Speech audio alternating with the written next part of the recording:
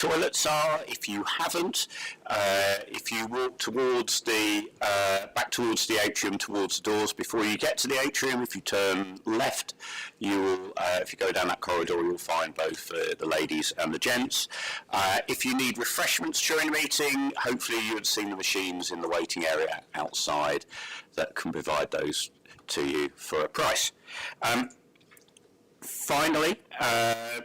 Please do keep any mobile phones switched to silent whilst the meeting is ongoing, and to make you aware that this meeting is being live streamed on the Council's YouTube channel.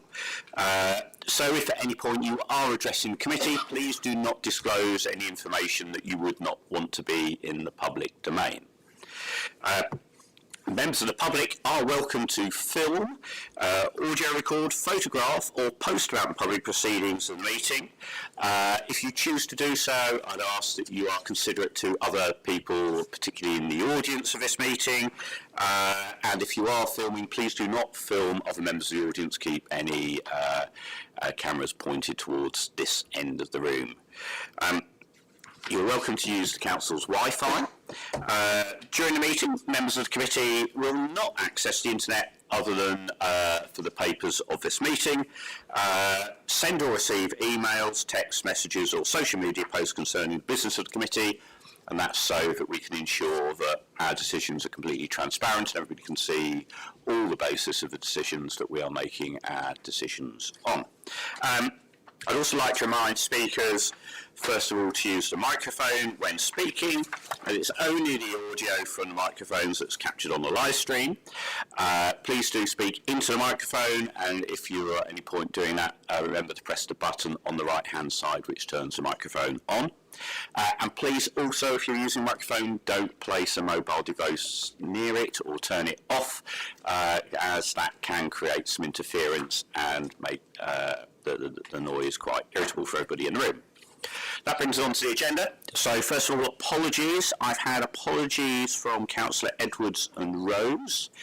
I'm now going to move to the next item, is confirmation of voting members. So if voting members first of all raise their hands, then we will introduce ourselves.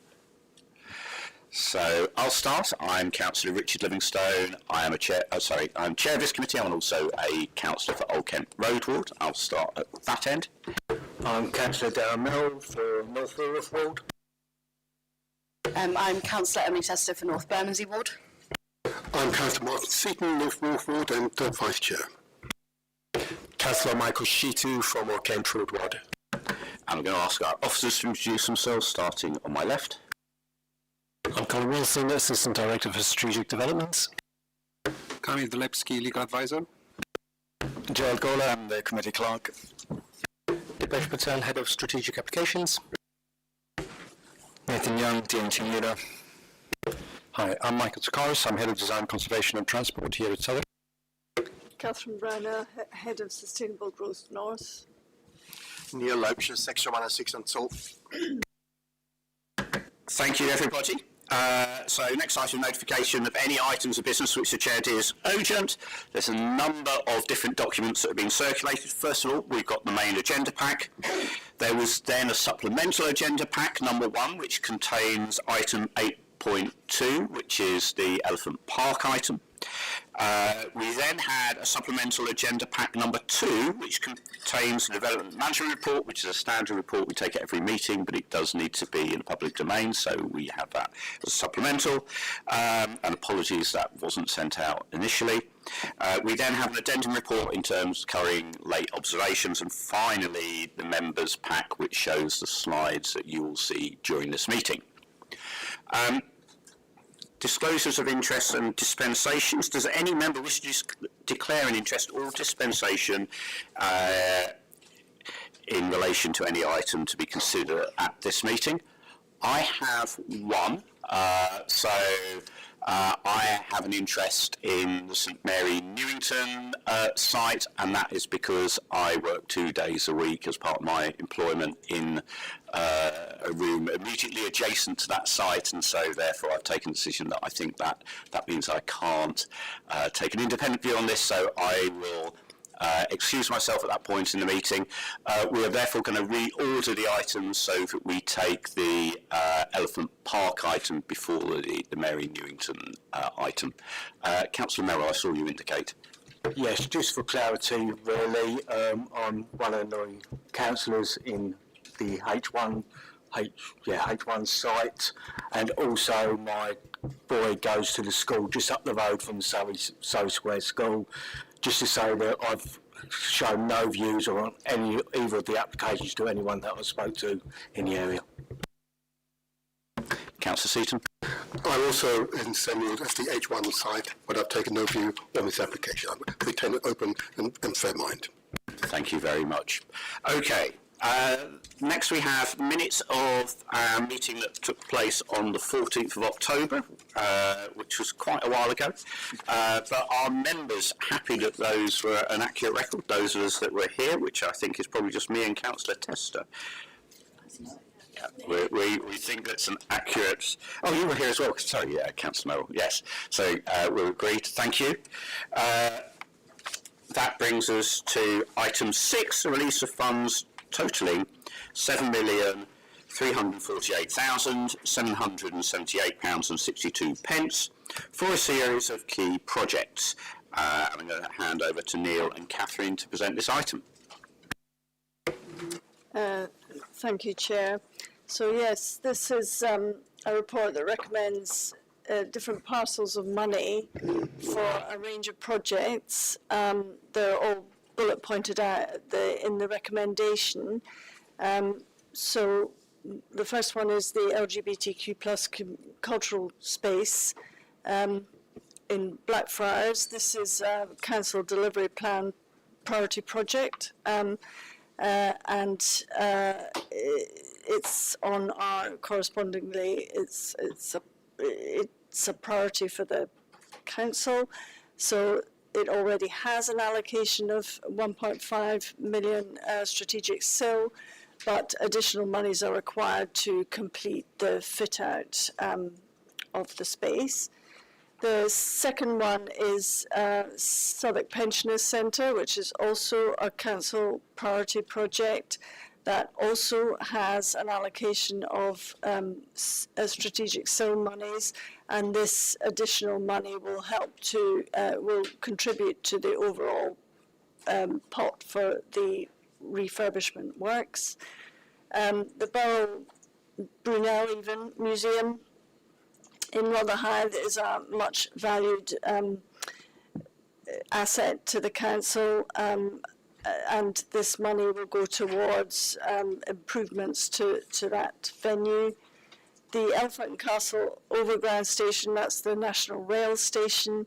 Elephant and Castle is a priority project for the borough. It's a major new town centre to bring the station up to the same level of improvement that the underground station, for example, is already secured, is an important piece in the overall vision for the town centre. The Harold Moody Health Centre is recently completed, but you may be aware that the original vision for that was to have a nursery on the top floor.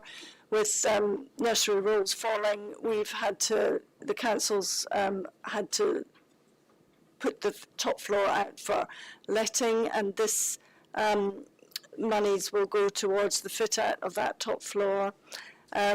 Peckham Square is another priority project for the council, so this is a pot of money that will go towards a larger pot to redo Peckham Square.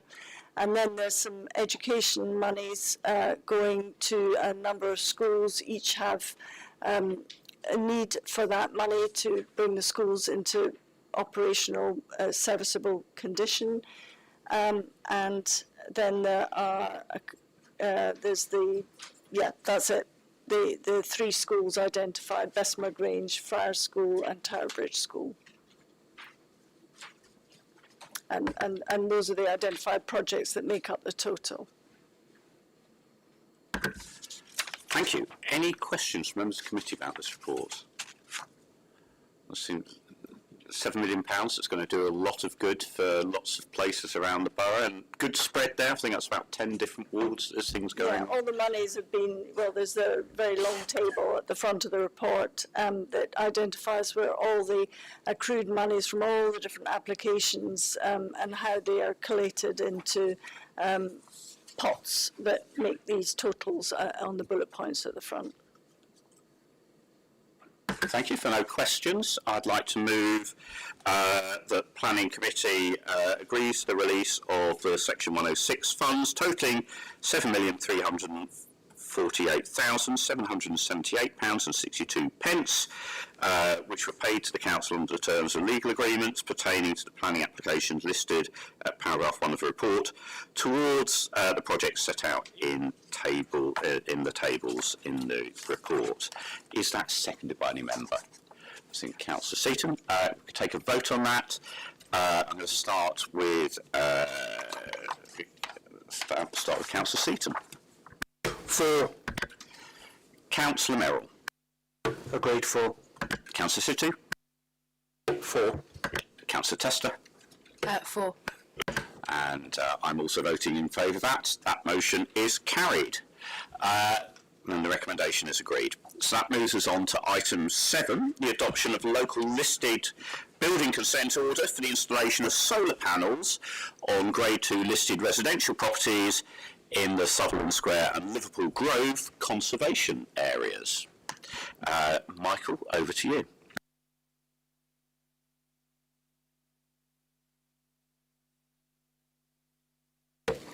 Thank you, Chair. What's happened? It's just on the last slide, I think. I'll have to work like that. Forgive me, I'm trying to keep my notes as well as the slides going. Okay. Thank you, Chair. The proposal was presented to the Planning Committee B in July 2025 when officers secured the committee's support to consult on a local listed building consent order. Briefly, the report presents to the committee the outcome of that consultation, and officers are now ready to make a recommendation to adopt the order.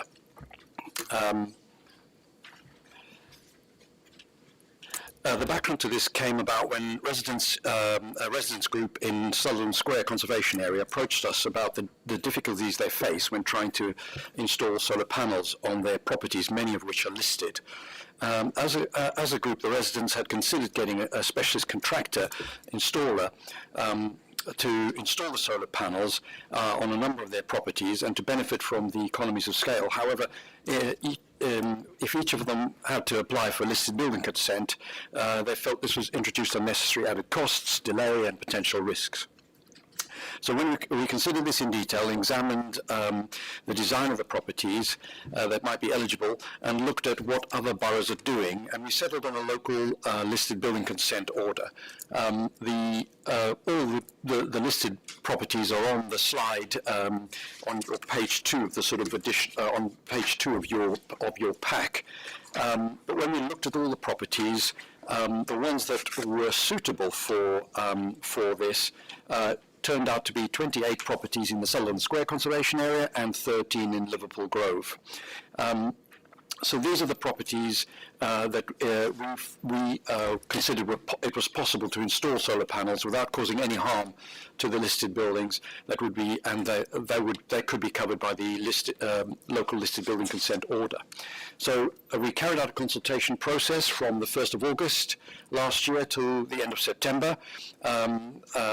A little bit more than the normal 28 days, but made sure that because it ran through August, we made sure it ran to the end of September just to be sure that everybody was consulted properly. We contacted all the occupiers of the listed properties by letter. We placed site notices on in the front of the relevant properties. We also contacted the statutory consultees, Historic England and all the amenity societies, and we included in all the consultation, in all the letters, a sort of little leaflet, a sort of easy guide to explain the process a little bit better as well. Briefly, we received 6 responses. to the consultation from residents, all in support, and a similar supportive letter from Historic England. In terms of the order, we look specifically at these type of properties, which are typically have sort of butterfly roofs and flat roofs in high locations, as well as other sort of flat roof areas in between the properties. They have a sort of pitched roof, but then a flat roof between them. So what we've done is we've identified all those relevant areas, and we've placed conditions on the order, which says that the solar panels can only be installed on the upper flat roofs, or on the inverted slopes of butterfly roofs, or flat roofs above 6 meters. They can be no more than 200 millimeters above the plane of the roof. They must be set in about a meter, at least a meter from the eaves, and mustn't affect any chimneys or any other features. And then also we included an allowance for repairs to roofs that might need to be done before they can install the the solar panels, as well as any associated equipment. So if they need to install a battery or a tank or some sort of equipment internally in the property, that's also covered by this order. The order is drafted to last for 5 years, after which officers will review it, and then we'll see whether we can extend it. And it is important to note that planning permission, these installations are still likely to require planning permission, but we have a fast-track process for planning permission associated with environmental improvements, and so we anticipate that these will be coupled with the order and all the conditions. It'll be a very, very quick process for these residents to get the consents they need. I've included in the pack the residents' comments and the Historic England's comments, but briefly then, the recommendation to you, Chair, is that the committee adopts the order, a local listed building consent order for the installation of solar panels on the Grade 2 listed residential properties in Sutherland Square and Liverpool Grove, that you note the outcome of the statutory consultation undertaken in Appendix 2 of the report, and the findings of the Equality Impact and Needs Analysis also included as an Appendix 3 in the report. Thank you, Chair. Councillor Tester. Thank you.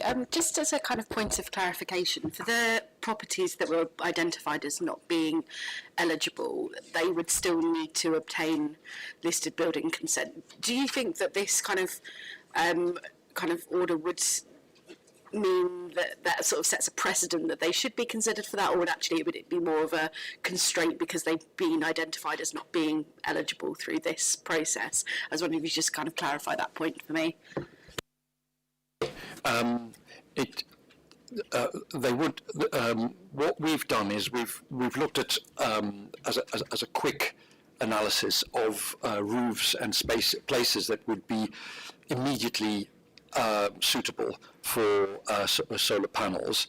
That doesn't preclude others who have listed buildings to make the case, if you like, and to demonstrate that they can install solar panels with, and suitable in suitable locations that doesn't affect the significance of the listed building or its setting.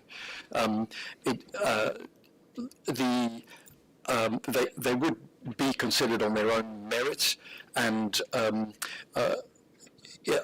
but what we set out to do is just to make sure that that we didn't communicate that listed buildings are suitable for solar panels, and we encourage people to consider consider solar panels on their listed buildings, but as a sort of first sweep, and to make sure that these were all perfectly suitable for it. I understand what you're saying, that the others, because they have slopes of roofs which face onto the street. It might be that they have a slope of a roof that is well away from any visible location, and then any visibility, and that would be perfectly suitable. It also might be that they might be able to get 1 or 2 solar panels as opposed to a full array that you might get on one of these roofs, one of these flat roofs, and so on. So I agree with you. It doesn't require. It would require listed building consent in that instance, but we would, give it a clear, proper hearing, and we'd be considered each one on its own merits. Councillor Seaton. Thank you, Chair, and good to see you again, Michael. And this is one of our typical conversations. I'm familiar with Sutherland Square, of course, and these are rather tall buildings, relatively speaking. One cannot see the roofs from the ground. I assume that Sutherland Square, all are there. You said only a number. Are there particular buildings in Sutherland Square which have not been approved for this scheme? Yes. If you look at page, if you look at page 2 of your pack, it shows all the properties that are listed. Sorry, forgive me. It's a separate pack because it just didn't make it into the main full. So if you look at page 2 of that pack, it includes all the listed buildings in the 2 conservation areas.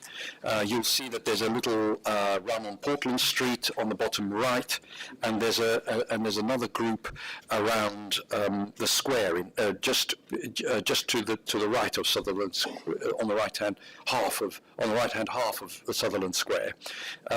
Some of those have street-facing slopes. They don't have flat roofs. They have they don't have flat roofs or butterfly roofs. They have street-facing roof slopes, so they would not be suitable for photovoltaics which are visible at the on the front, from the front. So we couldn't extend the local listed building consent order to those. We only included it for the grey ones that are marked on the plan number page 3. Go ahead, Councillor. I'm not going to take up too much time. I try not to. Michael and I have had this discussion on a few occasions in the past. I'm not completely understanding, to be honest with you. I said I'm very familiar with the location. I'm not understanding why it would detract from the heritage of that building to have a solar panel on the roof. And then secondly, why it's only for 5 years? If I understand the I'm aware that most of the returns on investment is usually over a 10-year period. 5 years seems, well, incredibly risky if you decide after 5 years that for whatever reason you may not be here. A less handsome person may be in your post and take a different view. Is that fair on the residents? Forgive me. The 5 year, 5 years. Yeah, the 5-year limitation doesn't mean that we would require them to remove them after 5 years. The 5 year is a dispensation from requiring listed building consent for them, and it is in our gift to extend that 5 year to however long we want. It's just as a trial period we've set it at 5 years. So that is the period when they do not require to get listed building consent in order to install the solar panels. Once installed, they're installed. We do not. If the scheme was to go away, then or fall away after the 5 years, we wouldn't oblige the owners to remove them.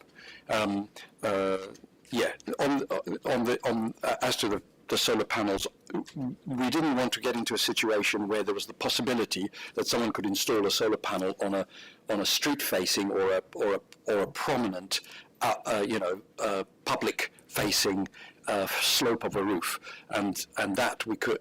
So that is the reason why certain properties were not included, because that is a key aspect of the significance of the listed buildings, as well as their setting and the character and appearance of the conservation area. So yes, I guess different people have different views about what the level of harm is, but what we do have here is a very clear recommendation where I think everybody agree there is no harm from this. Councillor Tester. I was going to agree with that, and I think my question was saying that it wouldn't necessarily preclude those ones that weren't included from therefore making their own listed building consent applications that would then be assessed on their own merits, and that's kind of what I was trying to understand, so I think I'd agree with that. That's helpful, thank you. Unless there are any further questions, I'm going to move to a resolution on this. So I'd like to move that we adopt the officer's recommendations, so set out in paragraphs 1 to 3 of the report on page 24 of the agenda pack. Firstly, the adoption of a local listed building consent order for the installation of solar panels on Grade 2 listed residential properties in the Sutherland Square Conservation Area and the Liverpool Grove Conservation Area be approved. Secondly, that the outcome of the statutory consultation undertaken be noted. And finally, that the findings of the quality impact and needs analysis in the report are noted as well. Is that seconded by any member? Councillor Tester, can I ask those people how they wish to vote? Councillor Merrill. For, Chair. Councillor Seaton. For, Chair. Councillor City. For. Councillor Tester. For, Chair. And I'm Councillor Richard Livingstone. I'm also voting in favour of that.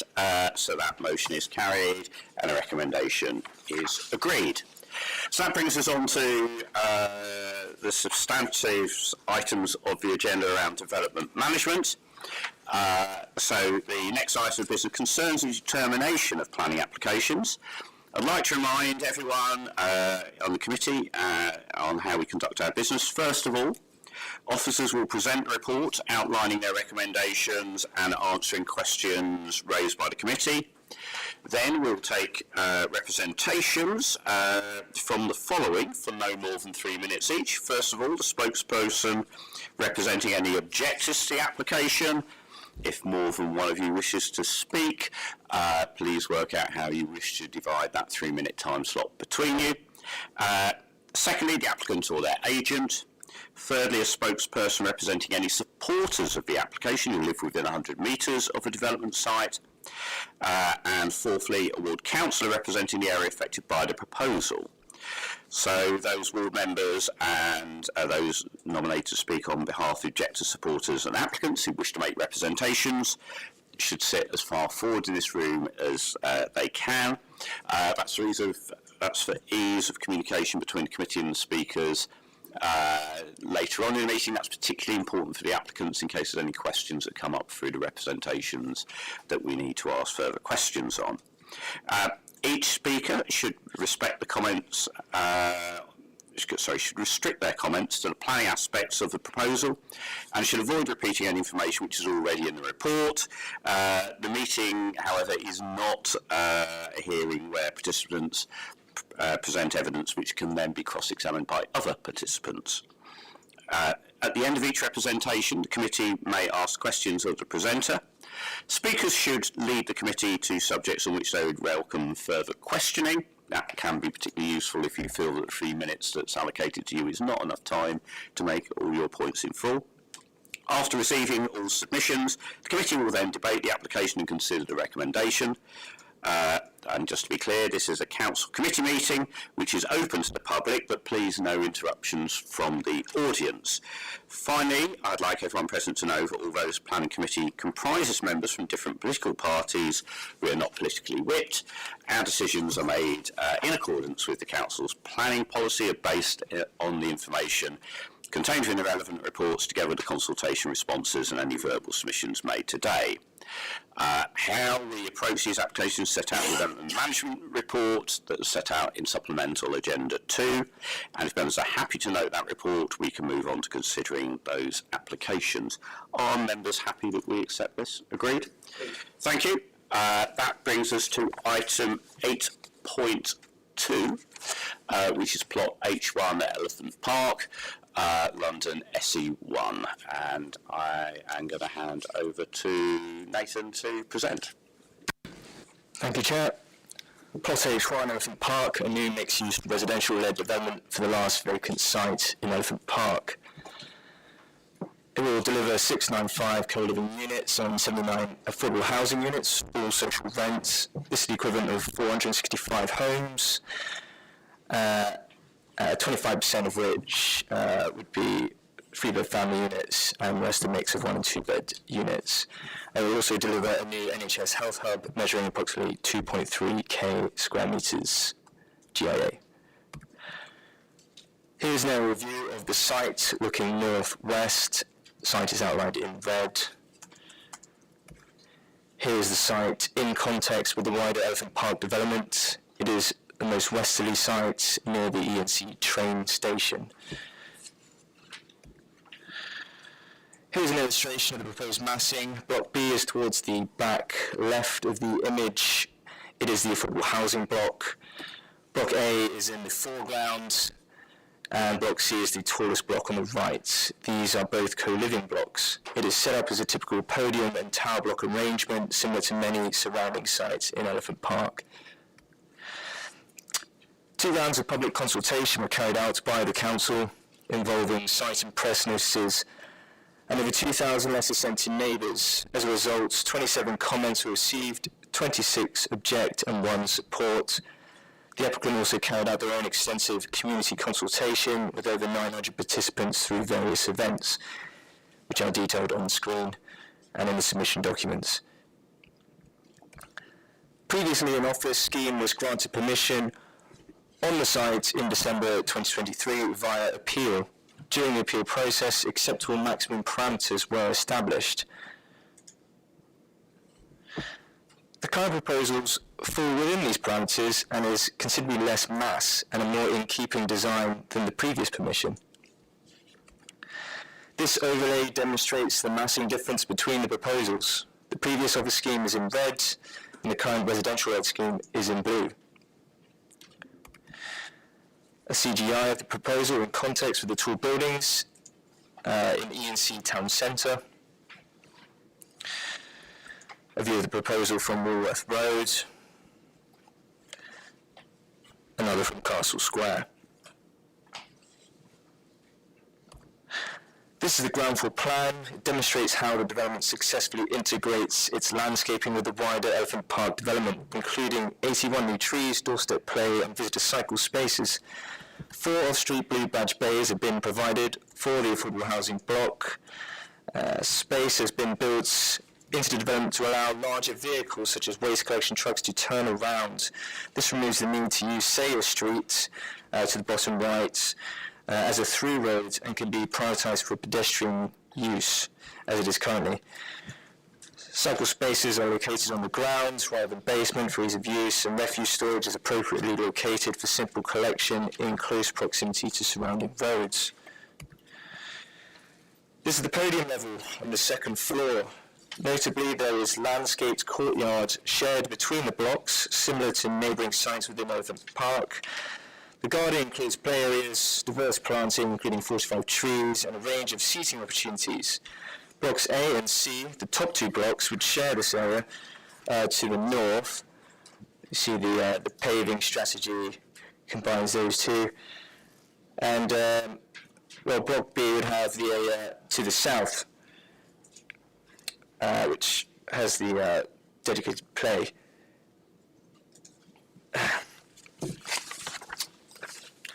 This plan highlights the locations of the communal external amenity areas. Podium and roof terraces in blue and doorstep play in pink. The affordable housing units would also have private balconies, which should be seen in a later slide. Co-living plans, typical co-living block layouts, a series of 1-bedroom units which rely on shared facilities which are provided throughout the development for blocks A and C. The blank spaces on the plans would be space for shared amenity and facilities.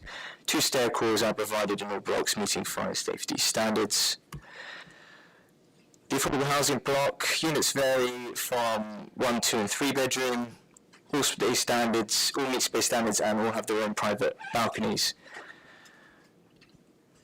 The affordable housing offer of 79 social rent units or 278 habitable rooms is the equivalent of 39.98% affordable housing offered by Habboon.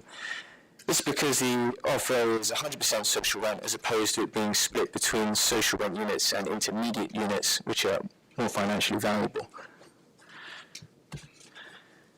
During the course of the application, discussions were held with the NHS on what their design requirements are for a new health hub within the development. Talks were positive, and the NHS supports the scheme as demonstrated in their support letter.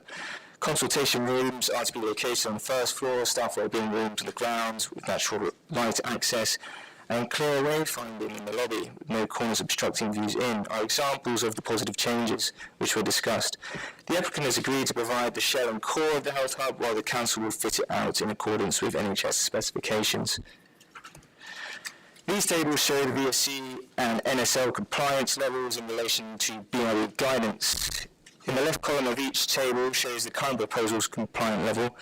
The right column shows the offer scheme's compliance level, which was deemed acceptable by the planning inspectorate during the related appeal. For every site neighbouring the building, the compliance level for the current proposal is either the same or an improvement to the offer scheme. The scheme delivers 465 homes, including 79 social rent units, new NHS Health Hub, have a high level of compliance regarding sustainability, UGF, B&G, and a considerable ceiling S16 package in excess of £11 million. As such, approval is recommended. Thank you. Thank you, Nathan. That was an efficient run-through, so thank you very much. Questions? Councillor Merrill. Just a hopefully quick question. You obviously mentioned the consented planning application and how that lies with that. There's obviously a master plan that was agreed when I was near to a grasshopper, it feels like. How does it relate to that master plan in terms of scale and locations of the towers and that? I think that actually was on the massing overlay. I think the colours are a bit blurred together. I might be mistaken, but... That's for the consented plan. I'm talking about the master plan. Yeah, there was an outline Master, yeah. planning permission. Anyway, I think it's better than the maximum outlying perimeters. Michael, do you recall? Yes, Chair. The original outline permission included a tower in the location that's currently shown, and the tower had a maximum parameter set by the view from the Serpentine, so that defined that top parameter. It also defined blocks arranged in the same way as that are shown on this plan. In fact, I think the master plan is actually shown on your on your page. Sorry, I'm trying to find it. The outline permission is actually on page 28 of your packs, which shows a similar arrangement of blocks.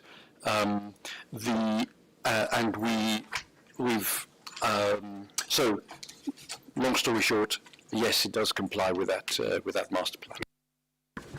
That's helpful. Those of us that were here for the previous H1 scheme will remember actually we kind of got shown a diagram of what the massing of that scheme was, and which showed, I think, that the height and the width of that block that you were seeing there in H1 were being used, but obviously they filled the complete height across the entire width and breadth of the site, which I think my colleague, Councillor Whittam, described as looking like Ayers Rock, I think was the comment a lot of us remember from that meeting.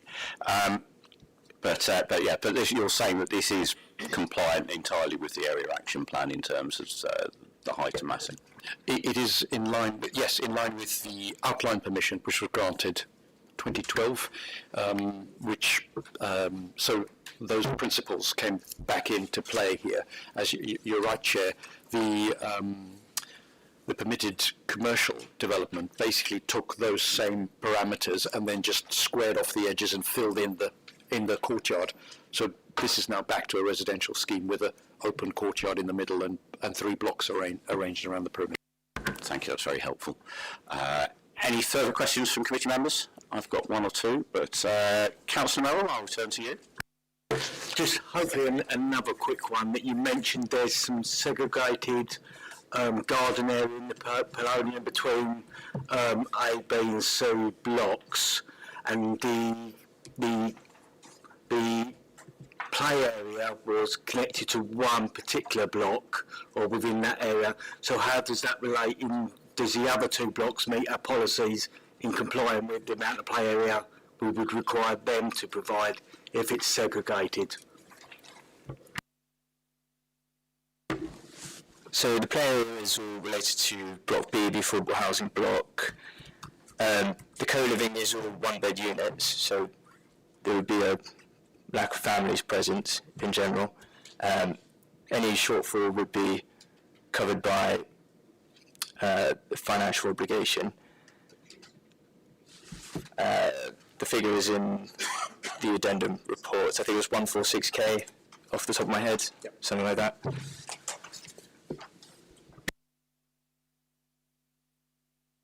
Yeah, so the play itself's on paragraph 68 of the main committee report. So there's 330 square metres of doorstep play on the podium for 0 to 4, with the shortfall then being provided. There's also, that would be provided with the payment in lieu. Also, the park is right there as well, just for access. Yeah, Colin, you coming in at this point on this? Yeah, just to say the play calculation uses a GLA child yield calculator, and the co-living is not calculating any child yield for the reasons that Nathan set out. A kind of supplementary, and being the Ward Council in the area, I know pretty well the Elephant Park and the service charges relating to that. This has been developed by a separate developer now. Are they contributing to the service charge for the park? As you've just mentioned, they're presuming allowing their residents part of that use of that park as part of this planning application. They put it forward as a positive to the planning application. Are they going to contribute to the service charge for that park and the benefit of it? Yeah, I mean, it's something you can take up with the developer as well, but they are indicating that that will be a contribution they'll be making. So yes, that will be part of the arrangement. Thank you. Yeah, very good question, because I think we've all heard about the concerns of residents there about service charges for Elephant Park. So understanding that for this will be very helpful. Councillor Tester. Thank you. And on a similar related question about this kind of communal amenity space. So this is page 38, the one I'm looking at here. I wasn't quite able to work out from here. So all three buildings have access to this kind of communal space. And is this... forgive me, I've not been on lots of kind of co-living and sort of conventional residential applications before. Is this sort of considered quite a normal thing to have this sort of mixed community in terms of like the management of that between the two different organisations, presumably, that will be managing the social rent element and the co-living element? Just kind of trying to think of the actual management strategy of it. So it will be segregated, even though it's not apparent on the plan. I think the way it's landscaped, there's a sort of gradient and more thick vegetation between, so you wouldn't be passing between the affordable elements and the co-living element, is my understanding. So it would be managed separately.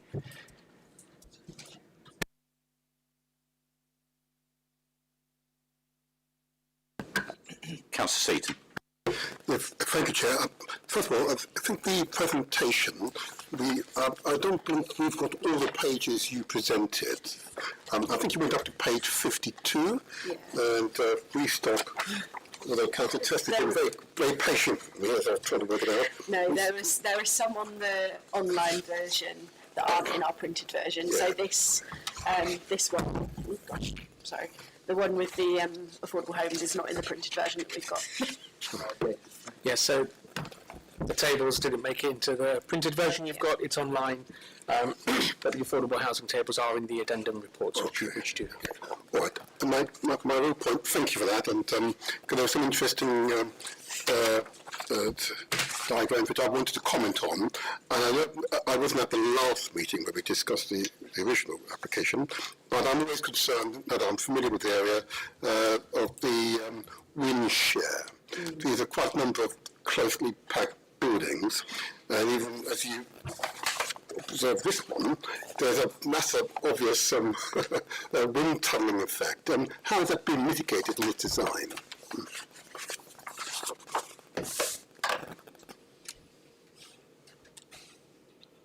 A wind study was carried out as part of the submission documents, and the consultant did not raise any great concerns about a wind tunnelling effect on the development.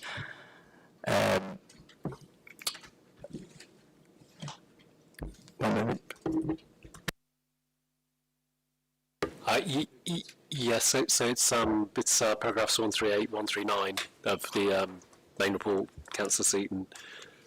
So there was a wind assessment, as is always undertaken for tall buildings, but as you say, I mean, we wanted to be sure as well that there were no kind of wind tunnelling issues with the application, and that is the conclusion of the study that was undertaken. I think there's a degree to which the buildings there are, as you know, a number of tall buildings in the master plan. And when you get a kind of group of tall buildings in an area like this, they tend to kind of start shielding each other from getting too much wind kind of blowing across the area. Sorry to labour the point, but of course, again, because I represent and live very close to the area, I just note, notwithstanding you're all very clever here, if you stand at the end of Elephant Road and New Kent Road, that's incredibly windy, okay? Now, what I see with this design, if I would stand, I suspect that the Wolf Road and, it would be the old road, the old Haygate, whatever it is. I suspect it will have exactly the same effect. I read through some of the report, but I couldn't see what mitigation steps were taken, notwithstanding the experts suggest that there is unlikely to be an effect. I'm an amateur, but you have 3 tall buildings in relatively close proximity in an area with other, as you say, Colin, tall buildings. It is likely to have wind shear impacts. I find it very difficult to believe that the experts here haven't noticed this, and it's already had an effect. This may well be exacerbating what is a current experience of residents. I think part of the answer, Councillor Seaton, is that because of that different heights and the heights on the podium, so we've got the podium already, so the wind effect of the tall buildings wouldn't necessarily come all the way down to the ground. And there's something called the surface roughness, which is in a flatter terrain will give rise to more wind effects. So because of the turbulence caused by the tall buildings in this area, the assessment has shown that it's suitable for pedestrians around the site, and for sitting, and also for the podium area for the residents. The applicant might be able to sort of talk to a little bit more detail on that. Any further questions? I have one or two. One of my questions is around the NHS. Just to understand where discussions are. The NHS is a discussion we had with the previous application. Applicants and the council can do everything possible to make a suitable site for the NHS, but just leading the NHS horse to water doesn't always make it drink. So just to understand where the NHS is on all this. So we had some discussions with members of the NHS upon the submission. They had some concerns about the scheme itself. There was a meeting, or at least a couple of meetings held about the design. The applicants updated the design, and they're shown. Would you mind just pulling up the slides? So I think there are a couple of slides here which show the scheme as it was initially presented, which is in front of you, and the architect amended the scheme following those discussions with the NHS. Is that the amended scheme? In front of you. So one of the pieces of feedback was about getting refuse at ground floor, so that was amended to provide that bin storage for the health hub, and looking at the layout of the rooms and the slide on the right, which has resulted in the NHS providing their comment of support, which is mentioned in the addendum. As you say, Councillor Livingston, it's sometimes difficult to predict what the NHS will commit to. So part of the plan in this instance is for the council to take the lease on the space, and should the NHS not decide to move in, and we don't think that that's likely, but just in case that was to be the case, then the council would use that space, and we would take that as a space that we would use commercially to generate funds for the council from some other commercial use, and that might be some other health use on the site. But what we want to do is to make it the most likely outcome to be the NHS to move in, which is why we're being more active about this and taking that lease on. So both the design issue has been sorted, and we think that will give the NHS more comfort in actually taking the building eventually. The NHS have a bit of an issue in the way they're set up at the moment, and they're not allowed to take on capital property growth, but we as the council can. So we think that would be a good investment of our community infrastructure levy to help secure the aspiration to have a health hub in the Elephant and Castle, which I think has probably been around longer than the master plan has been. So we don't have an absolute guarantee, but what we do have is we've done everything possible as a council to make sure to ease the way, and they've engaged with the design of this, so to ensure it's something that meets their needs, and they've strategically identified they need something like this in the area. So we've probably gone as far as we can to get that, I would guess. But yeah. Okay, that's helpful. I just wanted to, because we sort of sped through it a little bit, but just return to the issue about affordable housing. So this is a scheme which is providing more social housing than policy, but as a total less affordable housing, and the report says that that difference between the social housing that's policy compliant and what's being provided here is a sort of cash equivalent of providing 35%. So just to understand that in a bit more detail. So the slide up there, I'll just talk to those tables. So on the top left is a scheme with the same number of habitable rooms that's presented, so 973, and a notional output of a policy compliance level of affordable homes with an intermediate component as well. So that would result in 243 social rent habitable rooms, 146 intermediate rooms. The table to the right of that is a notional 40% at social rent homes. So the applicant has compared the gross development value of those two schemes. There's a difference of just under 5 million to that. So that 5 million difference equates to around 111 affordable habitable rooms in terms of value, which is why we've then got to the number of 278 social rent homes, making up the equivalent of just under 40%. Thank you. That's useful. I guess we may come back to that one later, but that's useful as an explanation. I think that gives some reassurance to committee members, so that's helpful. The last question I had was around the blank spaces you mentioned in terms of co-living. This might be a question that's better for the applicant, but to just understand what we think is going to go in those blank spaces in terms of those sort of communal spaces. Have we got any ideas yet, or is that something that's best put to the applicant? I'll let the applicant speak on it, but they would have to share sort of kitchens and living areas and studies and so on and so forth. Yes, okay. Thank you. Any further questions at this point? seeing any. So in that case, I'd like, if there are any objectors in the room, if they would like to come forward.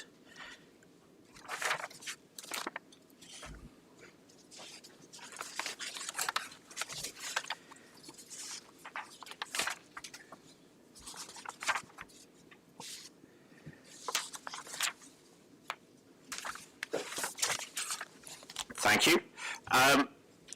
You're both old hands at this, so you know the form of how these meetings go, but I will give you, allow you to both introduce yourselves, and I'll give you 3 minutes in which to present, and then there'll be questions from the committee afterwards. Thank you, Chair. Jeremy Leach, the Walrus Society. Jerry Flynn, 35% campaign. You have 3 minutes. Thank you, Chair. We welcome the levels of social housing that will be provided on site and the provision of the health hub as part of the development, but have a series of concerns. This includes the fact that the health hub is not being fully funded by the developer and is far smaller than under the previous consent. More widely, development in and around the Elephant and Castle is not for the existing residents who are living in an area with very high accommodation needs. Page 20 of the Southwark 2030 strategy states, and we will tackle overcrowded housing by building homes that meet the needs of local people. But this, as with so many developments in our area, is not doing that. The rental costs for an on average 23 square metre studio may easily be in the region of £2,000 per calendar month or £24,000 per year. This is not a rent that can be afforded by people in Walworth. This is not a development that creates mixed and balanced communities as per the requirements of the Southwark Plan. It is not dissimilar in character to the huge amount of student accommodation developed in this area in recent years. It is a development that is once again appealing to a very narrow demographic and is likely to weaken rather than strengthen community in the area.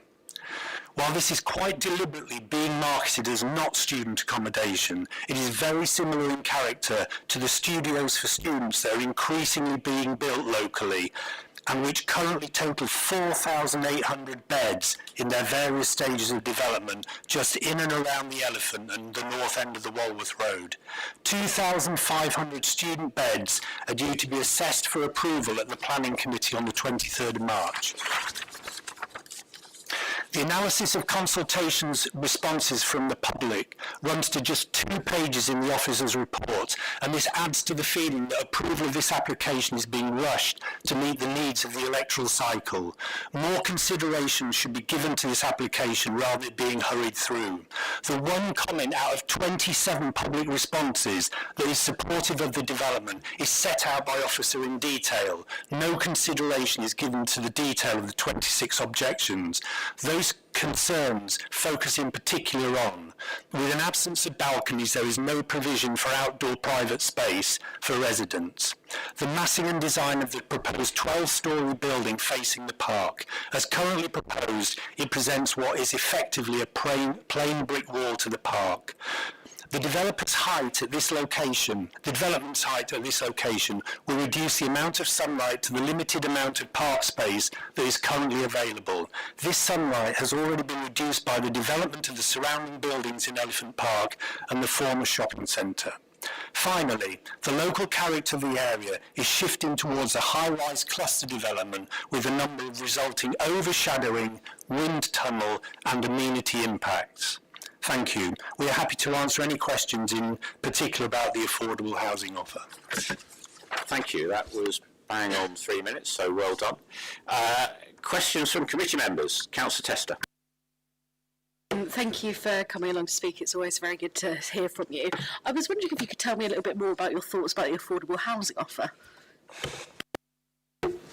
Yes, we're puzzled by it. We see 3 different percentages here, 28.6%, 35%, and then 40%. And we've just heard the explanation as to why we've got 3 different percentages. But the long and the short of it appears to be that if the offer was being measured by habitable rooms, if we were getting 40% by habitable rooms, we would be getting 389 habitable rooms, not 278, if we were to look back at the slides that was just shown. And so I guess we would like to ask the committee why that isn't being done. Why are we using the GLA measure, gross development value, rather than the Southwark Plan measure, which relies on habitable rooms? And we would like to get that up to 35%, see if that can be done, particularly in the light of the fact that the council is paying for the health hub. So I think these things should be weighed in the balance, see if you can get a bit more affordable housing out of this application. It's very good that it's social rent though. I'm going to ask a question which is, you were both here, I think, 3.5 years ago with the previous application on this site, and obviously we know the history of that site. I'm assuming that you think, despite your reservations, this is a better scheme than that. Is that a fair assumption to make? I don't want to lead you too much, but is that a fair reflection? I think we have to say that. We've tried to set out the concerns that we have. However, as the officers have made clear, the difference in massing and impact on that part of the Walworth Road is going to be very significant compared with what it would have been. And, there is residential, as Jerry says, it's at social rent. These are positives. The fact that the health hub is being delivered in order to address the health provision issues both north and south of the Elephant and Castle is obviously strong. Yeah, I'd agree with that. It does appear, though, that the health hub isn't as far forward as it was when we had the equivalent meeting for the consented scheme. There was no memorandum of understanding. It is considerably smaller, 2,279 square metres, as opposed to a maximum of the consented scheme of 4,677. Now, I do note that that there is in the addendum that the NHS has written some letter of support, but there does seem to be still a little bit of doubt about it. Backstop plans are being made in case the NHS doesn't take it on.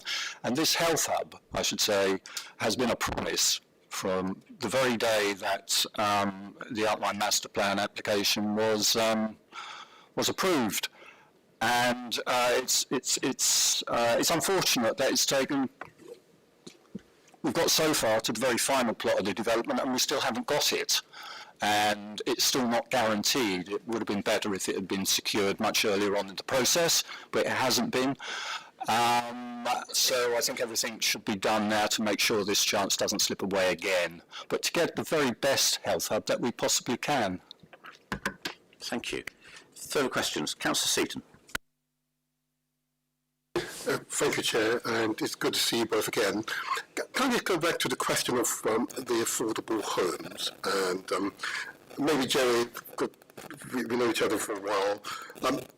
On balance, what I'm seeing here at 40%, notwithstanding the manner in which it's been calculated, is good news for the area, because other comparable applications are lower than 40%.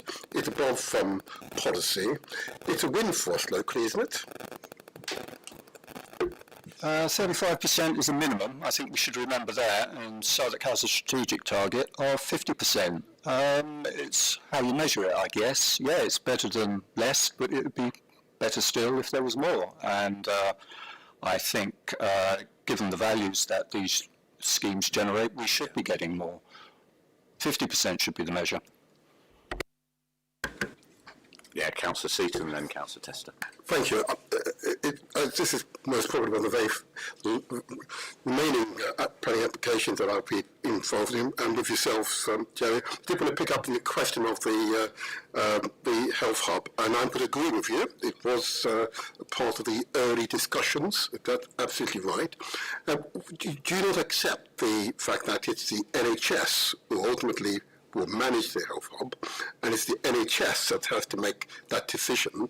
And in fact, what we've heard from the Director of Planning is that the Council will take on the design, despite considerable dialogue with the NHS, and give the NHS every opportunity to realise what was the very early promise going back all the way now, a good 10, 15 years.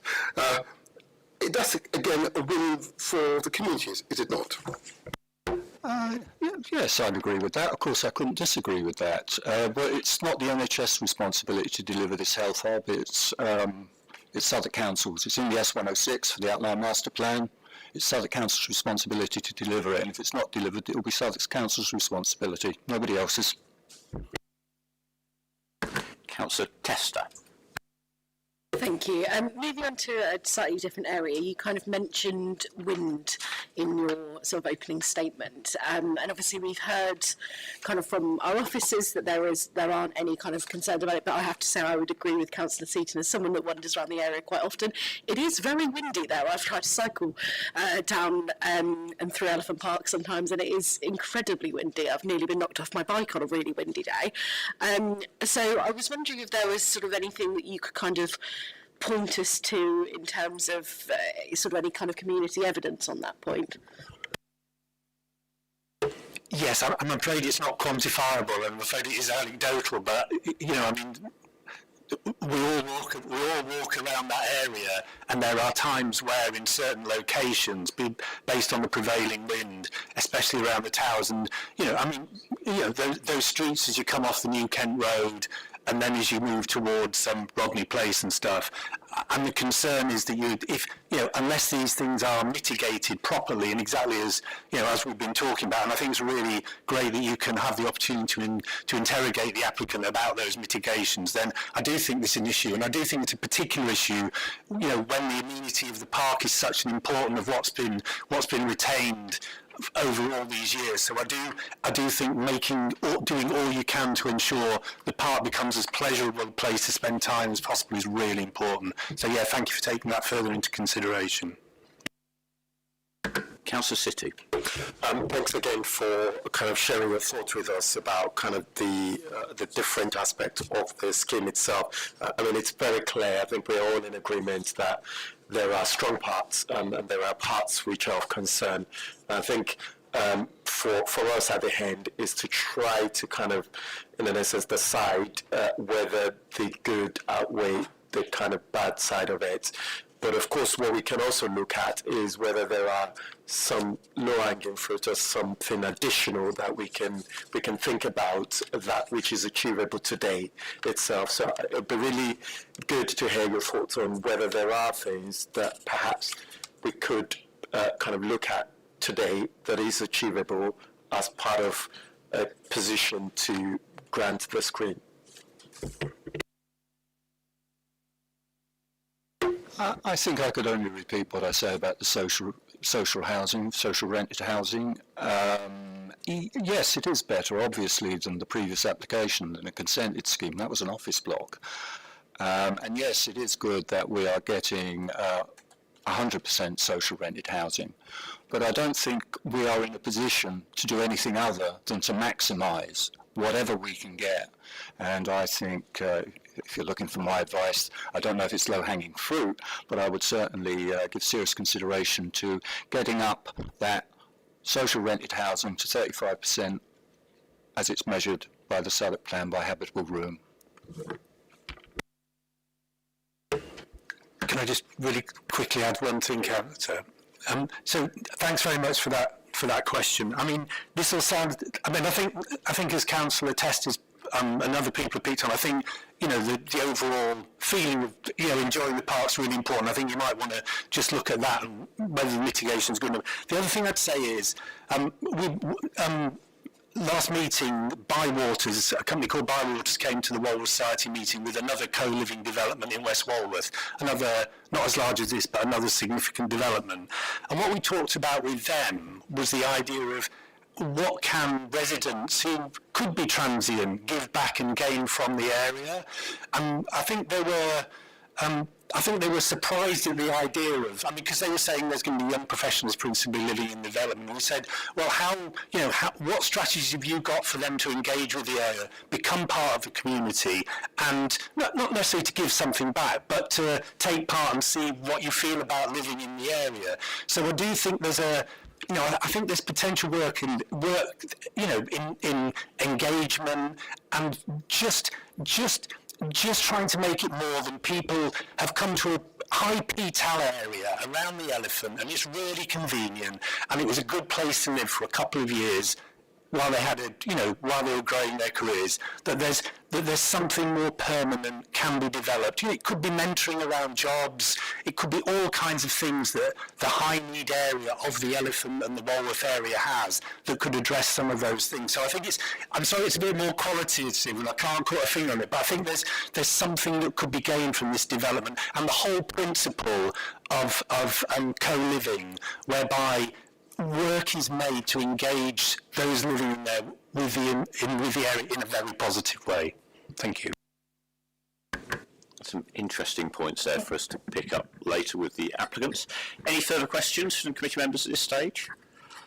So I want to thank you both for coming forward. I think you have given us some important points to follow up with the applicants later and to consider before we make a decision. So thank you very much, and please return to public seating area. But yeah, very useful. Thank you. The applicants' agents, would you like to come forward? So, as I said previously, what we will do is I'll allow you to introduce yourself and then give you 3 minutes in which to make your presentation to committee. Good evening, my name is Damien Sharkey. I'm Managing Director at Hub, and we're the applicant for the application in front of you this evening. Thank you. You have 3 minutes. Dear Chair, thank you for the opportunity to address the committee. Hub is an ambitious, independent developer creating living places where communities can thrive now and into the future. We operate across the UK and currently have 9,300 homes completed or in progress. We're absolutely delighted to bring forward this evening our proposals for what is known as Plot H1 of the Elephant Park Master Plan. Since we purchased the site in December 24, we have undertaken extensive engagement with our officers and, most importantly, the local community, including holding 12 engagement events in which over 900 local people took part. We have heard loud and clear from the community, as well as from Suddock's officers and the GLA, there was a strong desire to return the site to a living-led use to provide it much-needed affordable housing, whilst improving the public realm and delivering a brand new NHS health centre for local residents. In response to the feedback, we are committed to delivering 79 on-site affordable homes at 100% social rent, which is a fully policy-compliant affordable housing contribution, 695 shared living homes to meet local housing needs, 126 new trees at street and podium level that creates a 128% biodiversity net gain, and a new 24,500 square foot NHS health centre, which we've worked together on in partnership with Suddock and with the NHS, who've submitted a letter of support for this scheme. We've also worked closely with the local community to design a scheme that is a genuine collaboration, and we are pleased that the proposals before you tonight are a significant improvement on the previous office consent for the site. Our proposals have been sensitively curated to provide more appropriate massing for the final part of the Elephant Park Master Plan. This has helped to improve the daylighting, impacts on neighbouring properties, and have less overshadowing of Elephant Park compared to the office consent. If the committee grants permission this evening, we are committed to delivering this project immediately to ensure the last remaining site within the Elephant Park Master Plan is delivered without delay. Thank you all again for listening, and I'll be delighted to answer any of your questions. Thank you very much, Damien. Questions? Councillor Tester. Thank you. I've got two. One of them might be quite short. Can I do both of them at once? Yes, yes, thank you. So I wanted to ask if you had a registered provider in mind with the affordable housing block, just because I can kind of foresee some management challenges and getting one on board on that. The other thing that I was going to ask, kind of picking up on what we've heard from objectors, and also, so I have a large co-living scheme, well, it's a build-to-rent scheme, so it's not kind of co-living in the same sense, in my ward, which is being built out and partly occupied at the moment. And one of the things that the developer there said that the council did is push them very hard to have balconies for every single unit that was being provided. So kind of picking up on what the objectors have said, said already. Can you sort of comment as to why that was not something that you were looking at including with this kind of co-living scheme? Okay, just taking a registered provider first. As I mentioned, we have a large portfolio of housing types across the UK and here in London, so we're always in dialogue with registered providers. There's been a number of informal conversations taking place about this development because it's absolutely key to be able to deliver the scheme. We haven't selected a registered provider at this point, but we work in partnership with a lot of them over the last decade, and we will, if we get approval, move forward with firming up who that party would be, and we need to work closely in partnership with them as we develop the detailed design and management of the scheme. And in terms of balconies, the overview of co-living is it's a community building. We believe in sharing all of the spaces, both internal and external. There's a lot of external amenity space here within our scheme, but also in Elephant Park Master Plan. From surveys we've carried out in operational co-living developments, the spaces people like most is those shared external amenity spaces, provided it gets sunlight, they're not too windy, and they're connected to good internal amenity. So our focus here is on the communal spaces. To be clear, every social housing home has a balcony. Thank you. Councillor Seaton. Thank you, Chair. And you would have heard my earlier question in regards to wind share, and in fact, I've got the right slide up at the moment, slide 44. It does appear that this would attract, it would create wind share at the ground level based upon the current experience of the earlier development.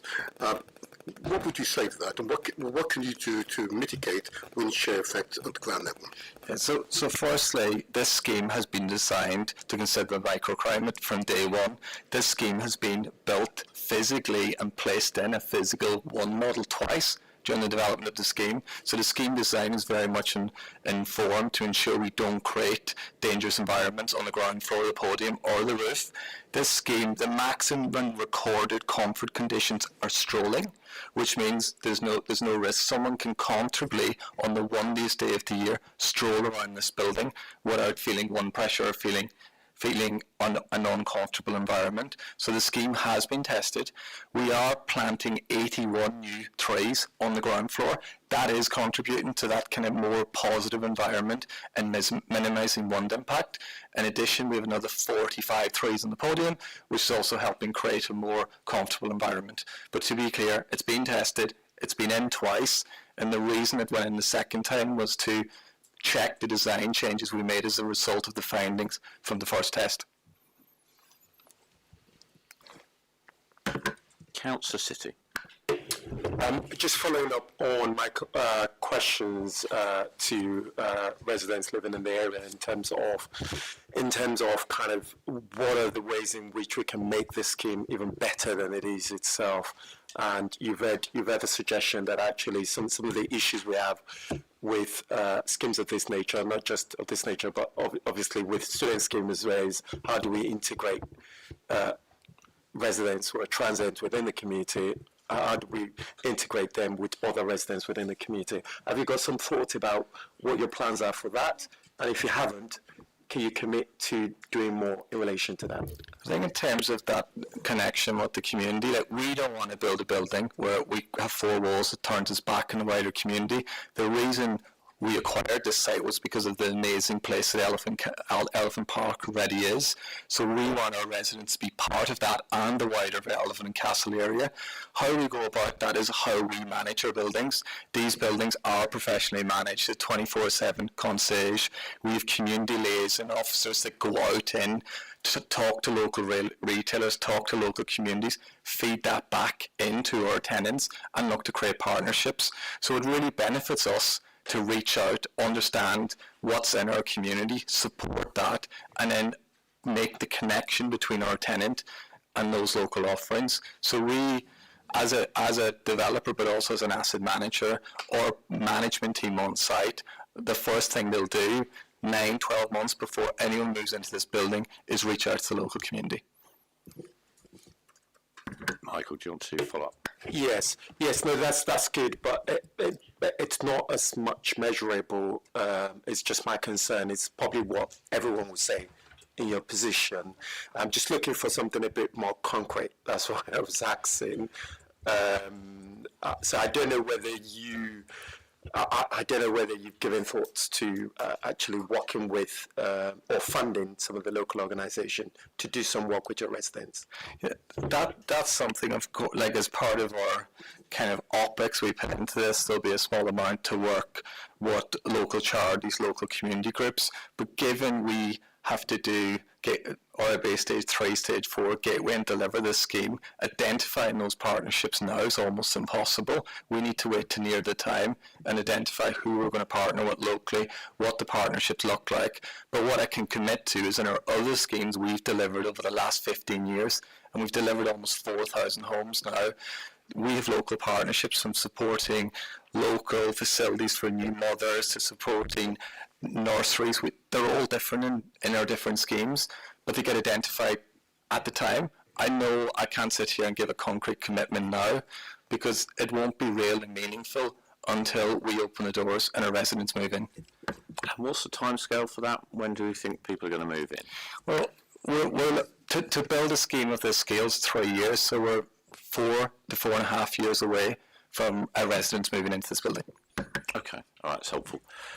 Yeah, I mean, it's interesting. It's one of those big challenges we always have with mixed developments, isn't it? About how do we make sure we don't have two different sets of people living in isolation from each other? And I know some of the better schemes that we looked at 2 weeks ago were at the groundbreaking for the Devonshire Grove site, where they've been, because that was students and social housing. There was a lot of discussion about, well, how do we get students and people in social housing to mix rather than living separate lives? You know, are there shared facilities? Are there ways we can work between those? And there was that thinking going on. So I accept what you're saying about this is, yeah, we're talking sort of 2030 until people are moving in here, but it would be useful to think about perhaps some of that going along as the Wall of Society were flagging up. But yeah, that'd be helpful to give some thought to that perhaps further on down the track. Councillor Merrill, you've not asked a question yet. Over to you. Just because I think you were shaking your head when I was asking a question to officers there, how does your legal arrangement work with the service charges for the wider Elephant Park, and how will you contribute and hopefully reduce the service charging for the residents within the area? And actually, you'll be a big voice in the area. How can you help those residents around the park to reduce and help them reduce their service charges? So as well? firstly, we've signed a legally binding service charge deed, which means we are contributing to the service charge here like anyone else. And I hope by us contributing, we're going to bring down costs for everyone else, because us and our residents will have full benefit of the existing park and the existing infrastructure. Councillor Seaton. Thank you. I have been trying to find it in the report if there are homes designed for those with wheelchairs. Okay. I couldn't find it, but I'm sure it's somewhere in the report. I should have asked officers earlier, but are they adapted to homes in this development? So 12.7% of the C3 units are M43 DDA compliant. Maybe I'll ask officers where that is in the report, but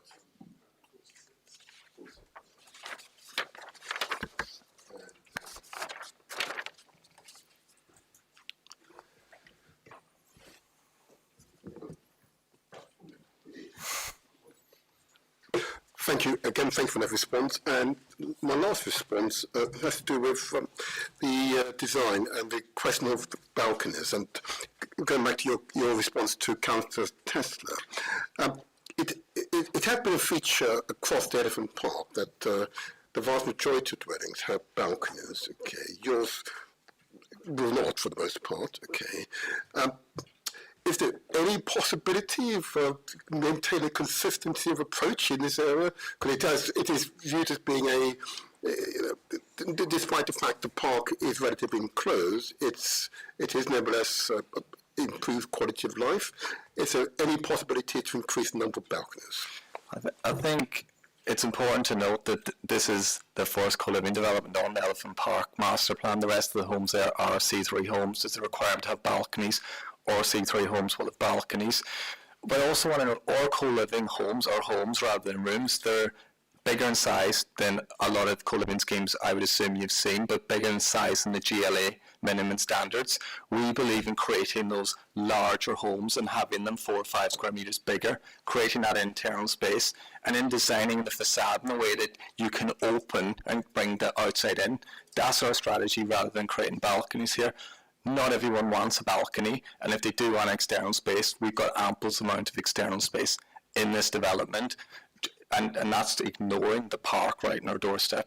So I think from a co-living point of view, from a management point of view, we don't think private balconies are right for co-living developments. We believe it needs to be focused on the communal areas.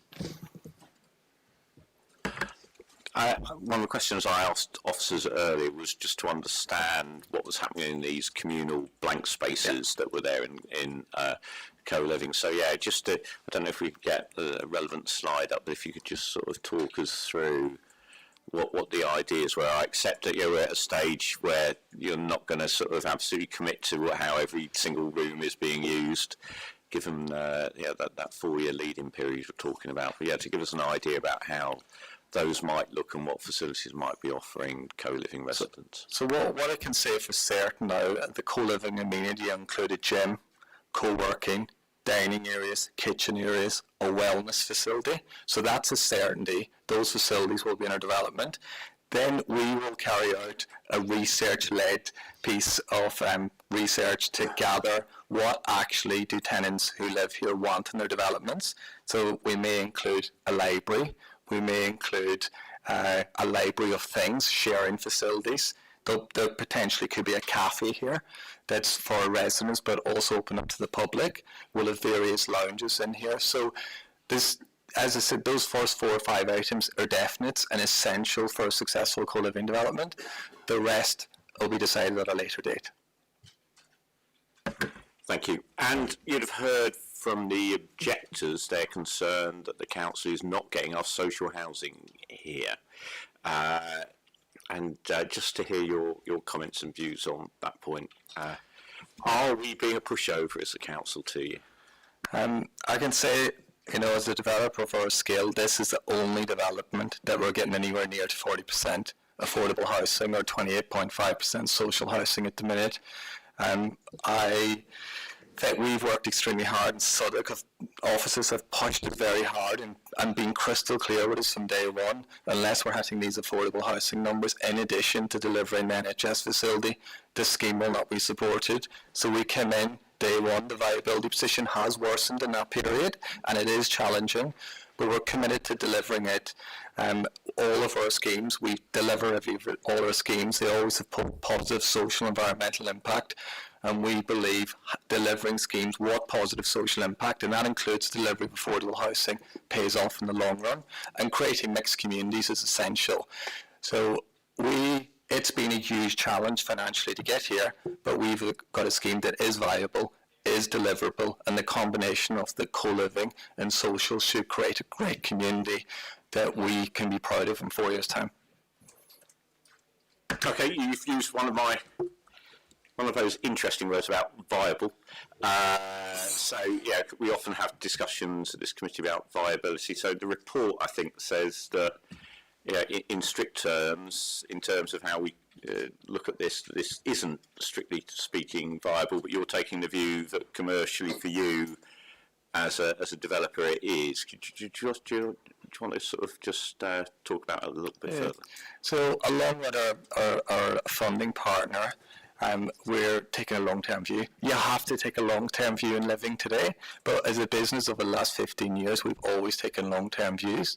But we're not aggressive in our underwrites. We're very sensible in our underwrites in terms of rental growth, tenant profile, what the rents will be in 4 years' time. So we, in our 15 years of business, have never sold a site. We've built out every one of our consented schemes, and we do a huge amount outside of planning on viability, because we don't get consents for schemes. Our business is built of a track record of delivery, and this scheme is deliverable, but we are speculating a slightly better future than things are today. Thank you. And one last question from me. Again, you heard that the objectors, the one thing they said that the previous scheme, the consented scheme, has over this was the size of the NHS facility. So just to hear your views and comments on that. Yeah, but prior to acquiring the site, we engaged with the NHS to understand what was the need. So the 25,000 square foot facility is actually the requirement. Between the previous application and this application, that demand need has reduced. I don't know the reasonings why, but we didn't pluck the 24,000 square foot out of air. That was an NHS need and requirement. We have worked with them closely. There's been several workshops, there's still workshops ongoing to ensure the location, the entrance, and the design of this is suitable for the NHS. So this just isn't a spare space that's left over. The NHS have been involved in day one, even prior to acquisition, and designing a space that's suitable for them, both in terms of layout, but also the size. That's helpful. So just to summarise that, this isn't a case of the NHS saying we want something this big and you saying no, you can only have this bit and coming to a compromise somewhere in the middle. You've basically delivered what the NHS have asked for. It's exactly what the NHS asked for. That's helpful. Councillor Seaton. Thank you, Chair, and thank you for that response. That was a very important one. Can I just go to the issue of ground floor? Again, across Elephant Park, much of the ground floor is quite active. It's been an incredibly important feature across Elephant Park. Can you just tell us and describe to us the ground floor of your buildings and how they are activated to engage public in and out, please? It's essential our ground floors are activated. Both to activate the space, but then also in terms of passive security and make our scheme feel grounded and homely and safe. So some of the uses that will go on that ground floor, our entrance areas will be there, the cafe area will be there, the gym's likely to be there, the wellness facilities are likely to be there, and the lounge. So all of those spaces, they'll get used more intensely at different times of the day, but there'll be people there, they'll be well lit, glazed facades, so you still have a sense of activation on the majority of our facades. Okay. I think hopefully my last question is purely due diligence and because of previous events in London. I'm going to assume that the external features of that building will not contain anything that's flammable that will cause problems for us in the future. Well, definitely not. It's essential for us. We're a long-term investor here. This scheme will have an EWS1 sign-off, which means it'll be fully compliant, more than compliant with building regulations we have to future-proof our buildings.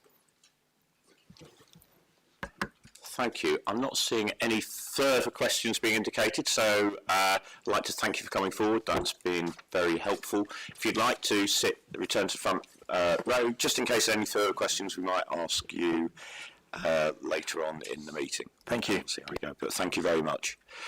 Do we have any supporters of the scheme that live within 100 metres of the site? I'm not seeing any. We don't have any registered to speak either. Ward councillors, we do not have any in the room that have not been part of the committee's discussions. So we do have 2 ward councillors, but are both members of this committee and so can't speak in that capacity to this meeting. So that brings us to any further questions to officers. Councillor Merrill.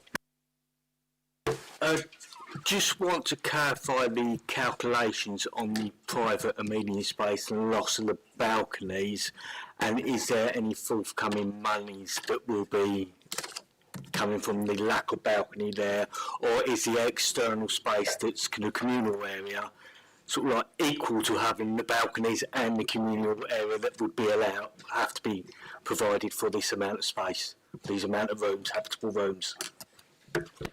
So the co-living aren't classed as C3 housing there is sui generis, so there's no requirement for them to have balconies, so there's no shortfall to then mitigate. But the other figures, that there are the communal amenity spaces for residential development that are provided on the podium. I'm not seeing any further questions. Any points, observations that anybody wants to make at this stage? I'll tell you where I am on all of this, which is, first of all, we have a previously consented scheme, albeit one that appears developers decided is not viable, but we do have that, and that is a kind of starting point. We don't have a blank sheet of paper. We do also have an area action plan which sets out what the massing for this site ought to be. This is very much in line, as we heard from officers, with the area action plan in terms of massing, and in terms of massing, this is definitely better. I think we pretty much all agreed than the scheme that has already got consent, albeit via appeal. I think this is I think this is hopefully delivering the NHS hub. I think we all understand that the NHS does not work like local councils. When councils say they're going to do something, usually we do it, but at least we have a clear idea about how we do it and a clear, transparent decision process about how those decisions are made. The NHS always, to me, as somebody in local government, always feels slightly more opaque about how they make their decisions, but I think from that experience, we have a clear view from the NHS about what they need. We've had clear input from the NHS about how to make this site fit those needs. And so I think that is definitely a positive benefit, and was the one positive thing I think about the previous application that was consented. There was definitely a lot of concern at that previous application about the fact it wasn't delivering any housing, or social housing in particular. This is delivering 79 units of social housing, so that's 79 units better than what has already got consent. And that's 79 families which are going to be helped considerably with this. I think there is a journey that needs to be made, as a number of people have talked about how we make sure communities work well together. I think the objector's point about you can't just stick two communities together and expect that it will work synchronistically, particularly if those are people that have really bought the places because it's very close to the elephant and transport links. But I hope the developer will take that on board to move forward. But I think overall, I am in favour of this application. I certainly think it's an improvement of the application that already has permission for this site. But I welcome other views from other committee members. Councillor Tester. Yeah, I think to reiterate the points that you've made, Chair, I think I would broadly agree with all of the observations you've made. I think, I think it would be great to see an application that was delivering even more affordable housing on the site, and I think that possibly may have been some of the original intentions for quite some time ago. But admittedly, apologies, we have to go with what we're sort of seeing before us. I think also, knowing that we will probably have an announcement in the next week or so about reduced expectations for affordable housing in London, I think there's a risk that actually any delay in approving this application could result in even less affordable housing being delivered on the site. So I do think, kind of with that in mind, I think it's ultimately a scheme that is, I think, better than the one that is consented, and I think overall does kind of deliver the best that it could, I think, within the kind of constraints of the planning system we have at the moment. Notwithstanding, I do think it raises a kind of broader question that I think perhaps the next council might be considering after the elections, which is around our kind of the adequacy of our planning policy on co-living, student accommodation, things of that sort, and whether our policy allows us to get the best out of those types of development. And I think that's something that we probably as members should take away and have a bit of a think about. But again, broadly would be in support of this application. Councillor City. I'll keep it very brief, both for the same reasons which Councillor Livingstone and Councillor Tester has mentioned. I think on balance, I would be in favour of this. I'm just throwing out there because I don't think we came back to officers about whether there could be possibly any kind of wordings that could be included in the conditions that kind of obligates the applicants to think about kind of integrating and working with kind of both local groups and local residents to integrate residents. So I don't know whether. Colin, you look as if you're itching to respond to that.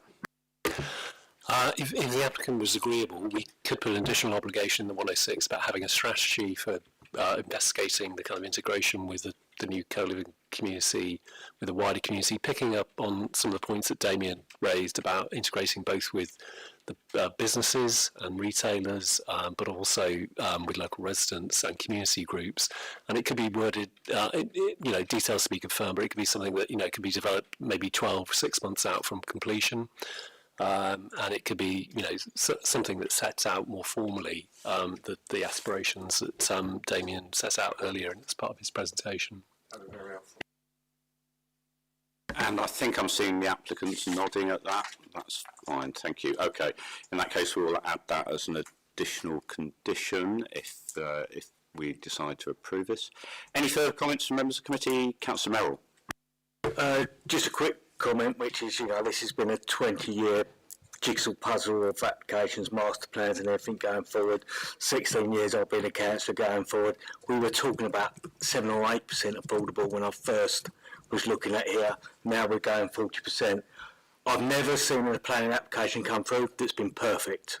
This is a lot better than what was consented, and it's a downside lot better than the 8% we were getting 15 years ago.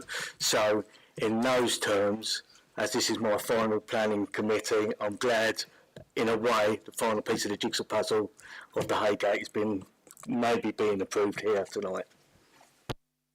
And Councillor Seaton.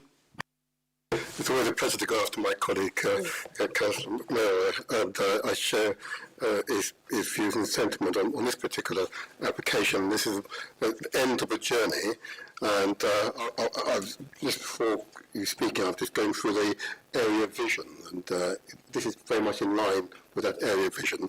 I believe that the developer has been quite courageous and reaching 40%.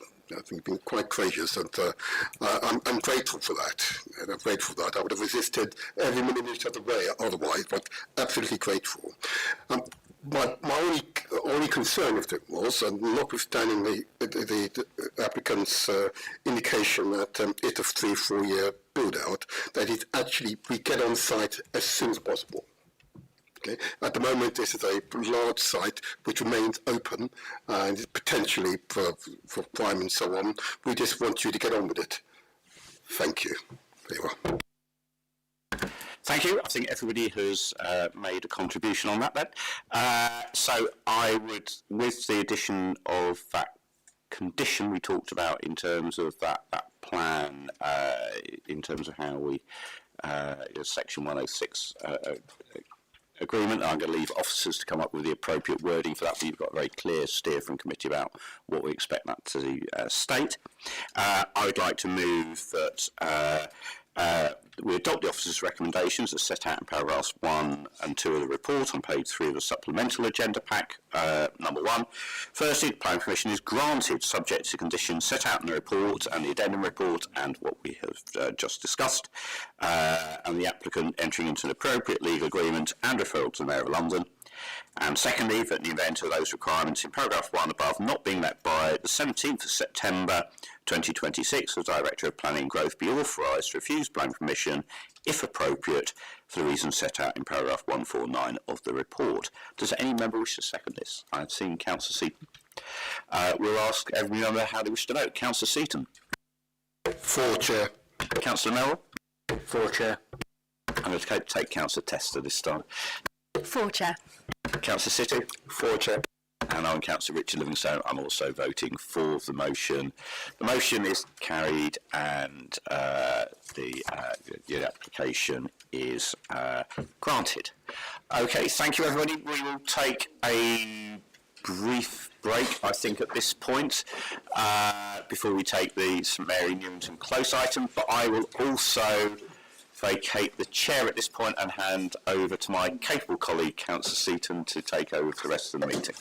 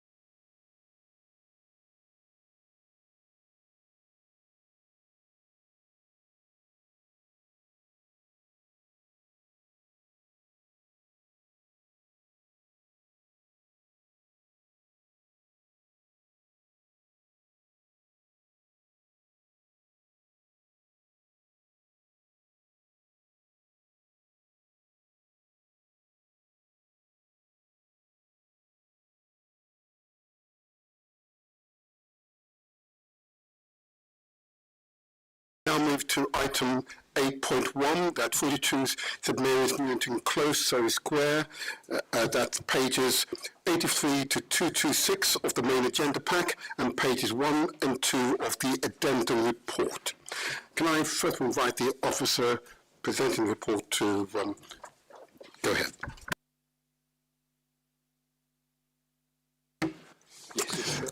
Good evening, Andy Sloan. I'm a case officer for the item, and I'll be presenting the application tonight.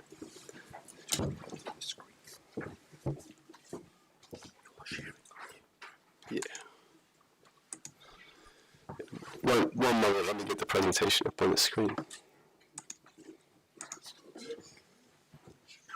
Oh, there we go. Okay, thanks.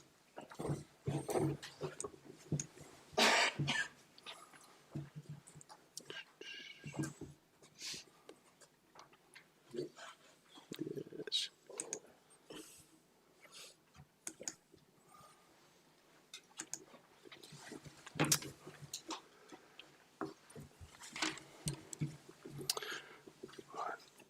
Good evening, members and those in the gallery.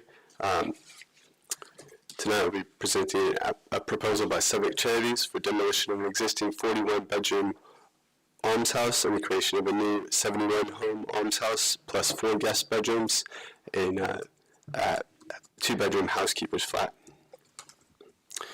The 0.25 hectare site is shown on screen. Outlined in red is bounded by Surrey Square to the north, Flinton Street to the northeast and east, and Aldridge Street to the south, and the All Saints Hall and Vicarage to the west. The site is currently occupied by a U-shaped 3-story almshouse building with southwest-facing courtyard and informal car parking spaces off of Flinton Street. The main entrance is currently on Surrey Square, facing the Grade 2 listed Georgian Terrace and associated listed steps and railing to the north. More modern flatted development is located to the east at Laysdown House, Ifield House, and Barnham House to the south.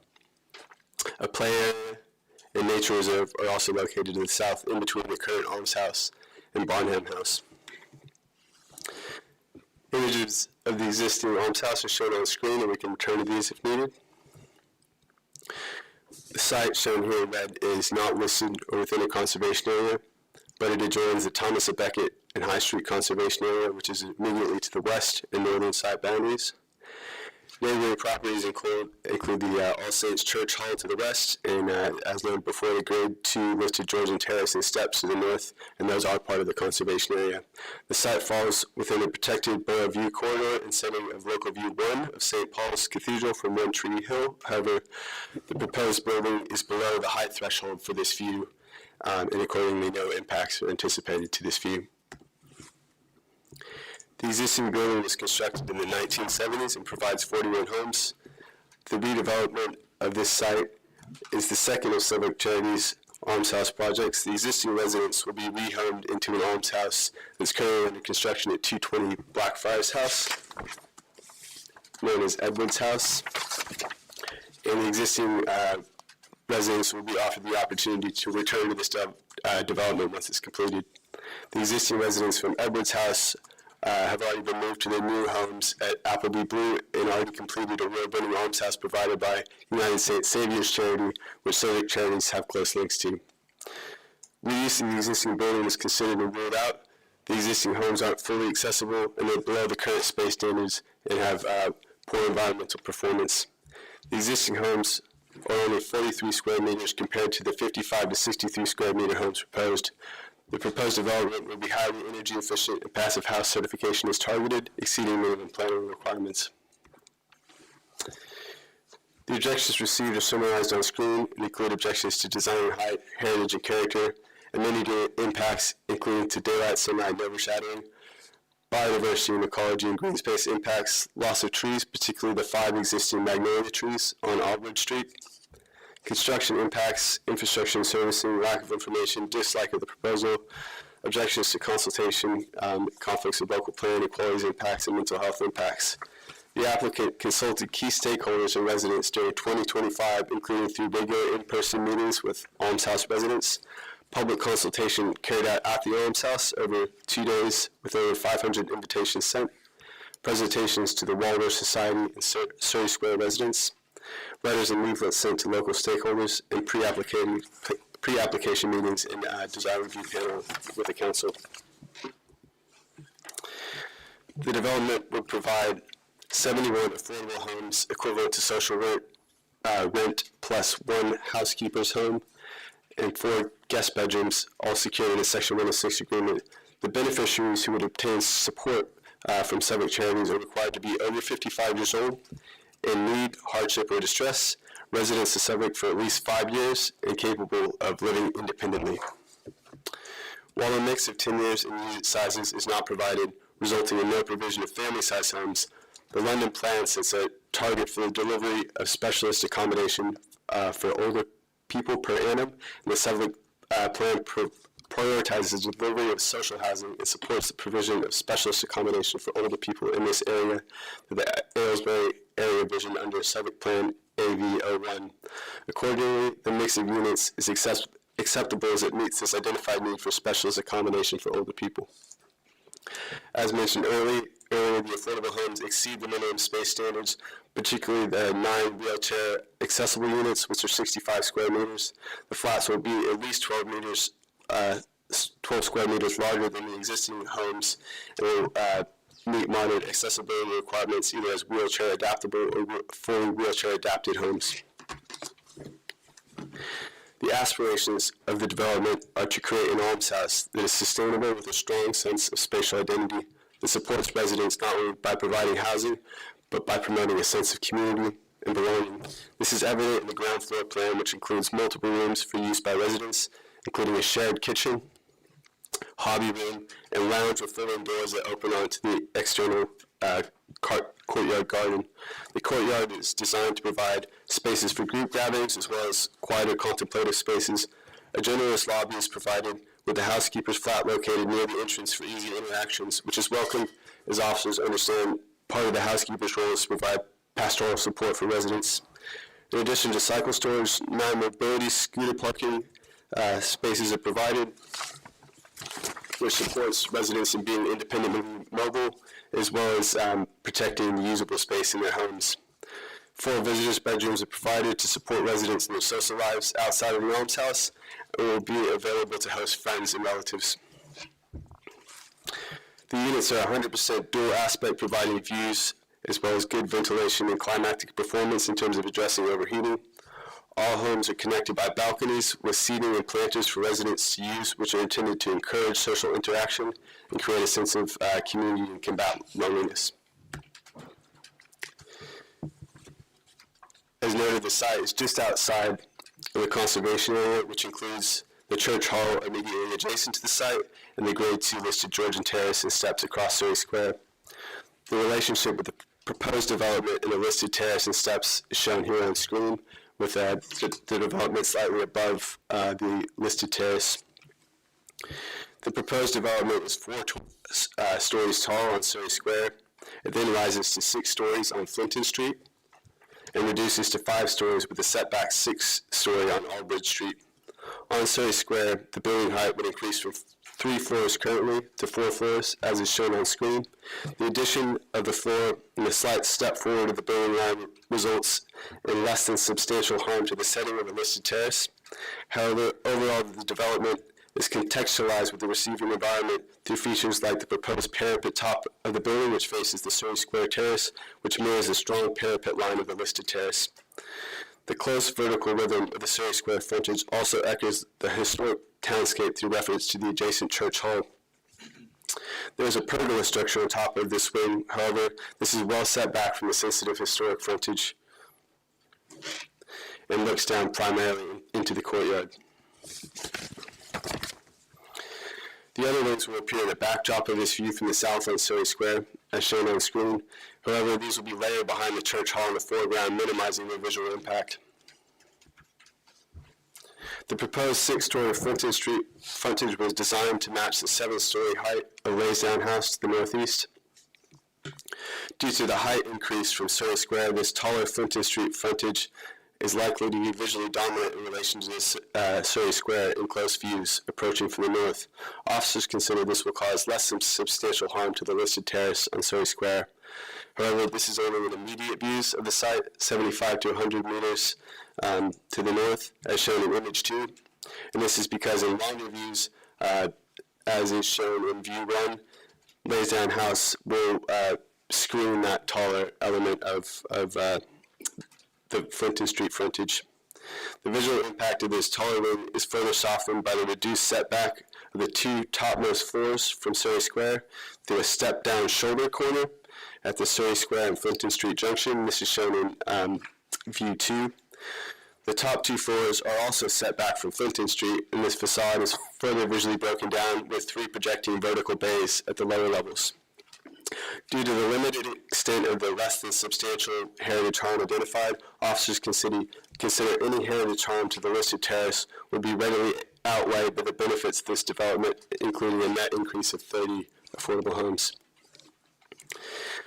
The architectural design is defined by a high-quality brick finish with contrasting stone lintels and sills.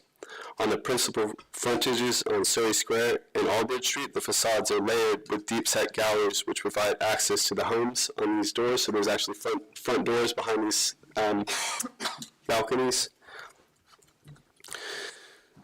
Because the front doors are facing both Surrey Square and Aldbridge Street, the development engages more directly with the surrounding streets than the existing more inward-facing building.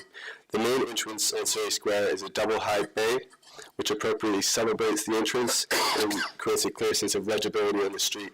And that's the main entrance shown in the right-hand image.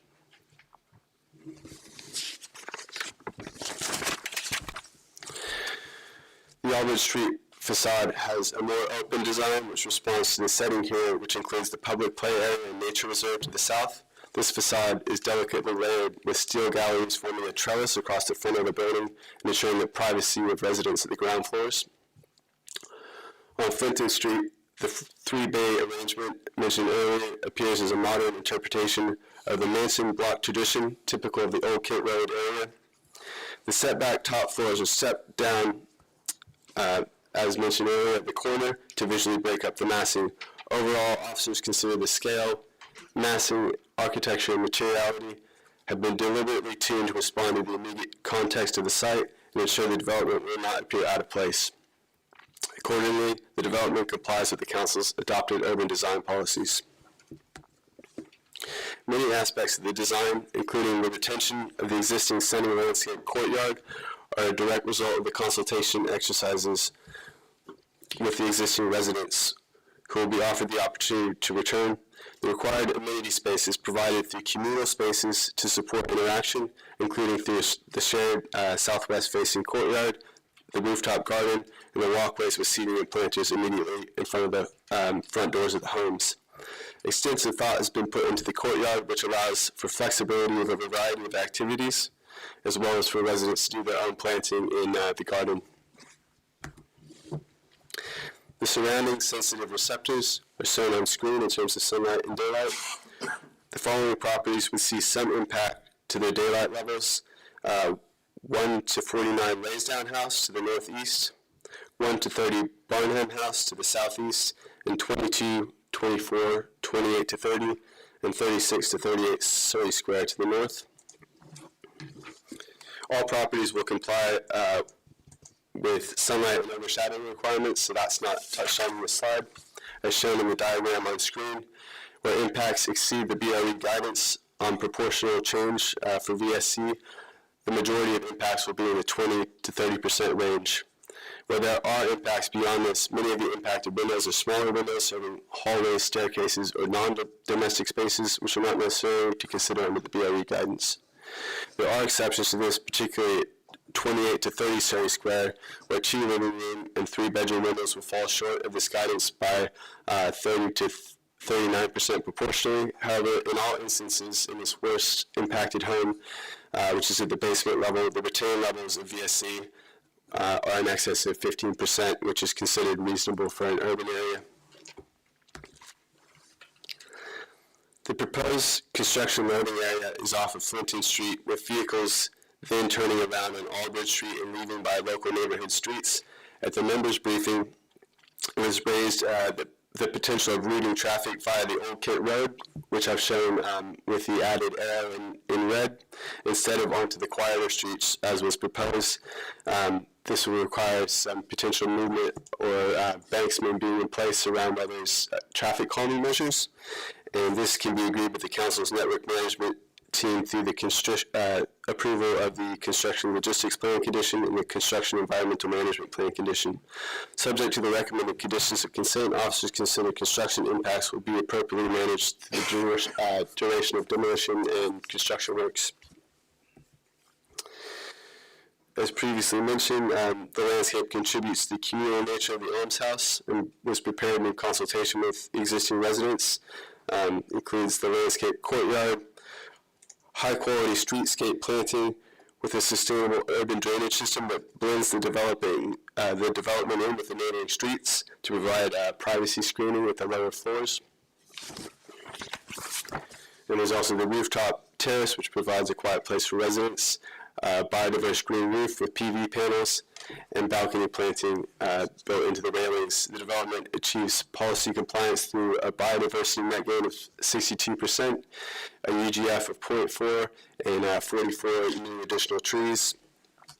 While 12 trees are proposed for removal, including regrettably the 5 established magnolia trees on Aldridge Street, the proposal will feature 44 replacement trees, 21 of which will be street trees, including replacement magnolia trees.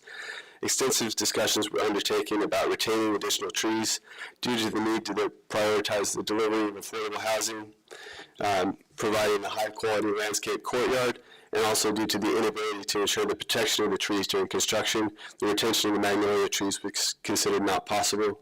Subject to the replacement strategy and a 30-year secured biodiversity net gain monitoring, the proposed approach to landscaping is considered acceptable.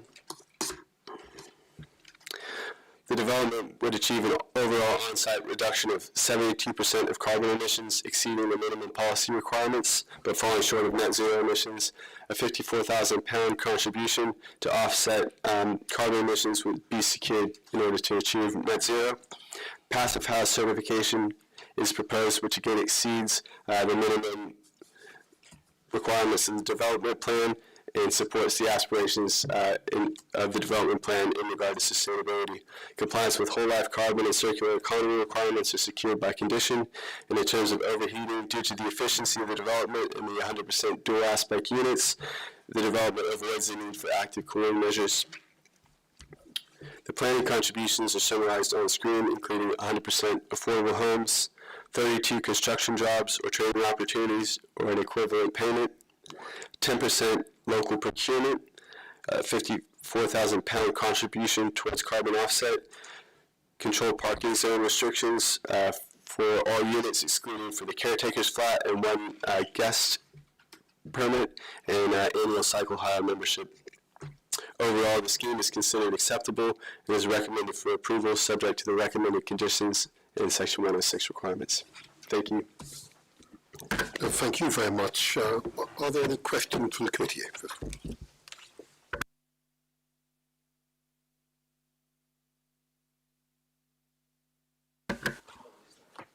Well, that's impressive. That's impressive. I may just ask one question, maybe a very silly question, and I realise as you put up on the screen. I understand the acronym PV, photovoltaic, I understand that, but biosolar. What's biosolar? It's on the screen.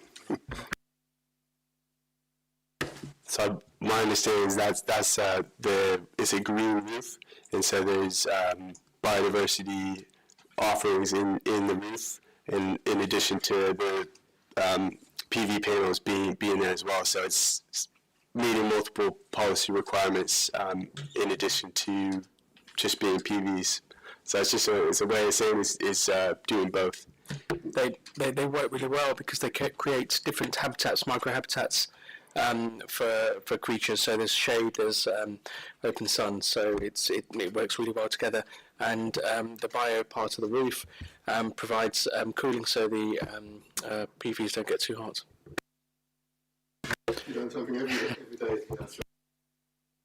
Chair, if I could just explain, it is a layer of sort of green on the top of the roof that goes right across the roof, and then the photovoltaics are stood up on legs above the roof, above that green layer. So they overshadow, but it means that the green, and it still grows quite happily underneath it, and the water falls on the rain falls on the roof and waters the green roof. But so the entire roof is covered with green, and then the photovoltaics sit on top. I had to ask that question, but I couldn't quite understand it. Anyway, before I'm going to, this is going to be fun, obviously. First of all, representations. Oh, you have a question now. Oh, okay, there we go. Councillor Tesler. Sorry, I realised I did have a question. I just completely forgot about it. So page 23 of our members pack, there is the CGI on the bottom right. That's the one. I was wondering if you could explain why there are no windows on the right-hand side of the top floor and why you've got those sort of inset windows. I think if I can just clarify, yes, there's some plant in the roof. There's no basement in this, and we didn't want, and the ground floor is activated all the way around. So there's some plant that's located at the top. I'm sure the architects and designers can clarify that, but that's where it's located, in that location. All right, in that case, then I'll just move on to representation. Does anyone wish to speak in objection to the application? Okay, if you come forward.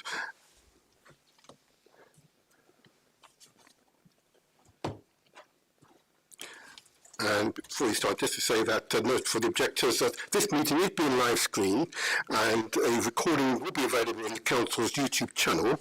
When introducing yourself, please only give your first name and the block or street in which you live, not the exact address.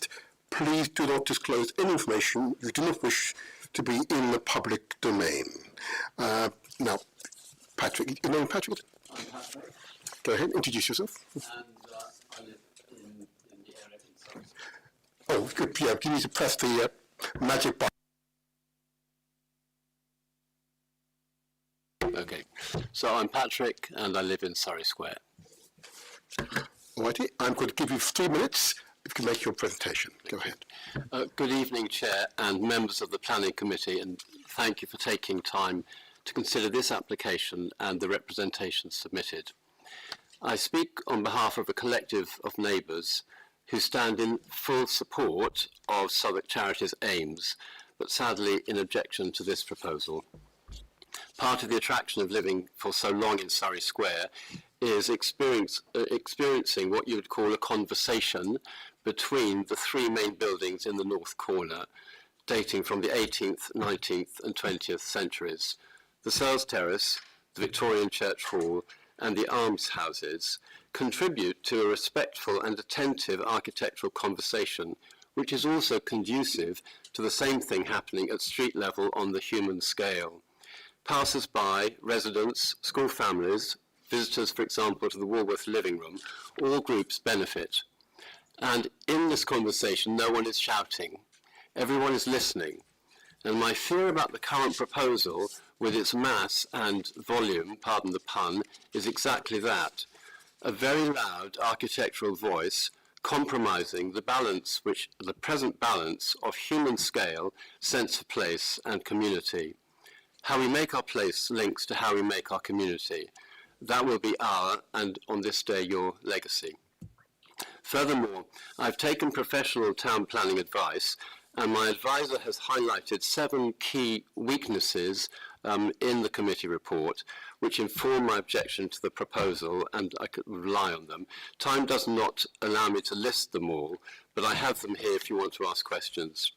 But in short, the proposal harms the setting of the listed terrace, disrupts the historic townscape of Surrey Square, provides substandard daylight for residents, causes measurable daylight loss to neighbours, and raises serious questions about its suitability for older residents. For these reasons, the proposal conflicts with key policies of the Southwark Plan 2022, particularly Policy P13, Design of Places, and Policy P14, Design Quality, which require development to respect local character, scale and townscape.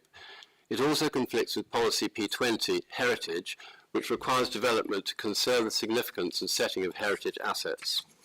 In addition, the daylight impacts and quality of accommodation raise concerns in relation to Policy P56, Protection of Amenity, and Policy P7, Housing for Older People, which require developments to provide high-quality living environments and protect neighbouring residential amenity. For these reasons, I respectfully ask the committee to refuse this application and require a redesigned proposal that respects the historic setting of Surrey Square while still delivering much-needed housing for older people. And I have a bit more information. Your time is up. Thank you. Could you just turn off your mic for the moment, just so it sound? Thank you. You're almost spot on. Well done. Thank you. Any questions from the committee, first of all? Councillor Morell. Just so you have a chance on that little bit more information that you say you've got, would you like to give us an explanation of the bit more information you have? Certainly, thank you, Councillor. There are 7 key weaknesses. The first one is that heritage harm is acknowledged but downplayed. The report accepts that the proposal would cause less than substantial harm to the setting of the Grade 2 listed Georgian terrace on Surrey Square. However, my objection explains that the terrace, the church hall and the almshouses form a historically layered civic composition that has evolved over more than 2 centuries. The existing buildings sit modestly within this relationship, whereas the proposed 6-storey mass introduces a dominant form directly opposite the terrace, altering the intended spatial balance of the square. The report acknowledges that the 6-storey wing would appear visually dominant in views along Surrey Square, yet this harm is quickly discounted in the planning balance. Crucially, the report does not properly consider whether the same housing could be delivered through a less intrusive and more context-sensitive design. Now that's just point 1. Should I do the rest? Yes, go ahead. Thank you. 2, the scheme disrupts the established townscape of Surrey Square. My objection also explained that the approach into Surrey Square from Old Kent Road is a carefully composed townscape sequence defined by various roof lines, gables and traditional brick architecture. The proposal introduces a large, flat-roofed block with a continuous parapet which interrupts this architectural rhythm. The officer report focuses mainly on brick materials and facade articulation, but does not fully address the change in scale and roof form, which are fundamental components of the square's historic character. 3, the design fails to reflect local architectural typologies. The surrounding area incorporates traditional design elements such as mansard roofs, basement levels, and vertically proportioned elevations. My objection demonstrated that incorporating these features could have reduced the perceived height of the building and improved its relationship with the surrounding terraces. Instead, the proposal presents a monolithic slab-like form, which reads more like institutional architecture than the domestic character of the surrounding streets. 4, the proposal does not properly respond to the needs of older residents. The development is presented as specialist housing for people aged 55 and over. However, the internal configuration raises serious concerns. The proposed floor-to-floor heights create stair flights of roughly 20 steps, which is difficult for many older residents to comfortably navigate. In addition, the scheme prioritizes roof terraces rather than easily accessible ground-level gardens, which are far more beneficial for older residents' well-being. These issues suggest the scheme has not genuinely been designed around the needs of the elderly residents it intends to serve, contrary to the objectives of Policy P7. 5, substandard daylight for future residents is accepted. The daylight assessment confirms that 34 of the 149 habitable rooms fail BRE daylight guidance, meaning around 23% of rooms receive insufficient daylight. These failures occur specifically where deck access walkways sit directly in front of living room windows. More concerning is that the applicant reduced the daylight target from 200 lux to 150 lux in order to demonstrate compliance. Rather than requiring a design revision, The report accepts this approach, effectively redefining what counts as acceptable daylight. 6. Significant daylight harm to neighbouring residents. The scheme would also cause noticeable daylight reductions to neighbouring homes, particularly 28 to 30 Surrey Square. Daylight levels in some rooms fall to around 66 to 68% of their previous levels, which BRE guidance identifies as likely to produce noticeable harm. These impacts are a direct consequence of the scale and massing of the proposal, suggesting the site is being overdeveloped. 7. The planning balance relies heavily on housing numbers. The report places significant weight on the delivery of 71 affordable almshouse units, replacing the existing 41 homes. While affordable housing is clearly important, planning policy does not allow heritage harm, residential amenity loss, and substandard living conditions to be disregarded simply because a scheme delivers housing numbers. The conclusion is as I read before in my statement. Thank you. Thank you very much. Are there further questions from the committee? No? I may just ask just a quick question. You've gone through what is a very detailed policy reference list of objections, which is impressive to behold. What interaction have you had with the applicant to allay your concerns? My concerns will have come to the applicant through the objection which I lodged during the process. And also, I wrote to the CEO a more probably poetic version of everything I've said to you. I have no expertise in the reason why I rely upon a town planning expert to bring up those things. So I expressed myself in terms of what I believe an older person needs. I am one myself. And my experience of the terrace itself and the way it functions. I mean, I could get for you that letter which I wrote, which is about a 4-page. I don't have it right now, I'm afraid, but I could give that to you if it's helpful. Does that answer the question a bit? It does. Thank you. Are there, again, just to make sure, there are further questions from the committee?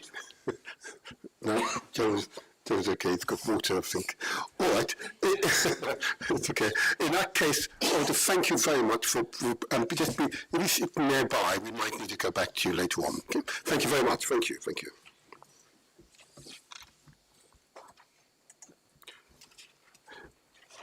If I now move to the applicant, is the applicant or applicant agent in the room? Yeah. Oh, please come forward.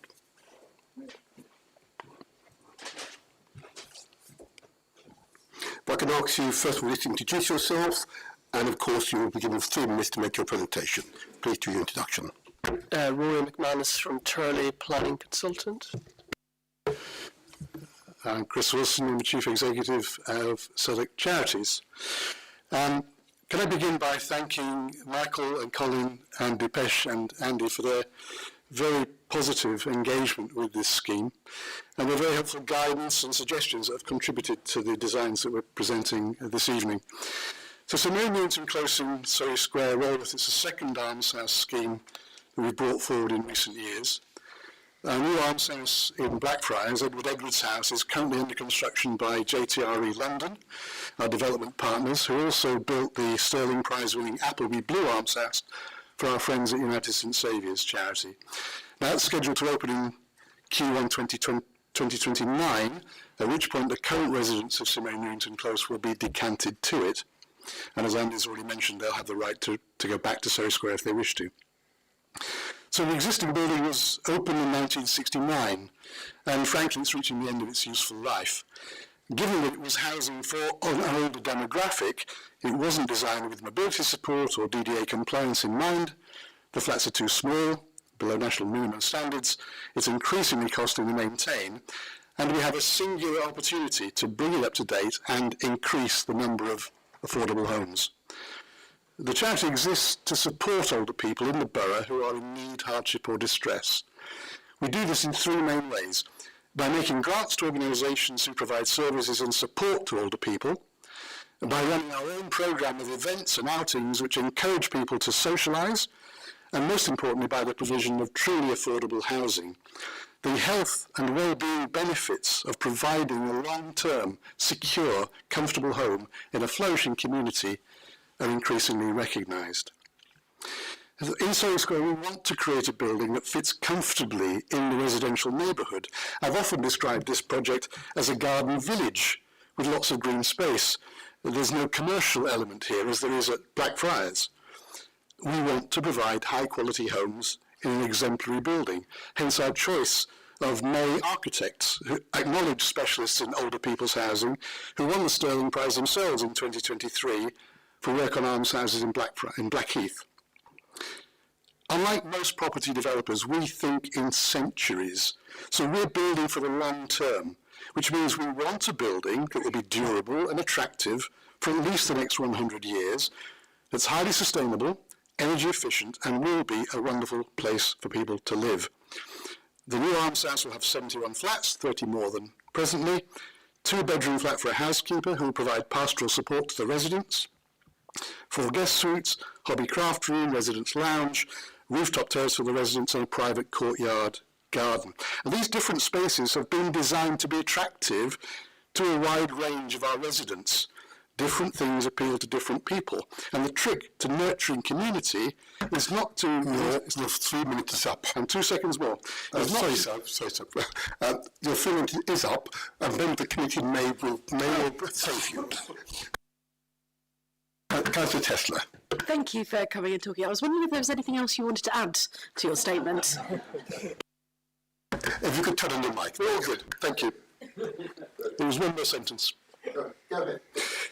So we don't provide a one-size-fits-all solution, because different people do different things, but we offer a range of amenities and activities and then imbue them with life, and the housekeeper will be an important part of that. So, conclusion, regeneration for social benefit to support those in need, hardship or distress in Southwark, in line with our founding principles and our charitable purposes.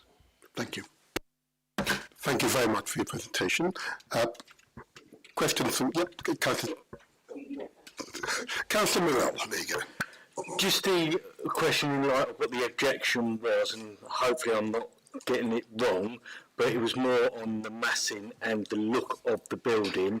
I just want to understand where you come to wanting 71 homes or 72 homes, whatever that may be, rather than just replace like for like, and the massing, where you come to those conclusions that this was the best design that you would come up with. I'm sure there must have been 3 or 4 different iterations of these designs, but what your thought process was on that, and the massing, and how that relationship is with Surrey Square and the houses opposite you.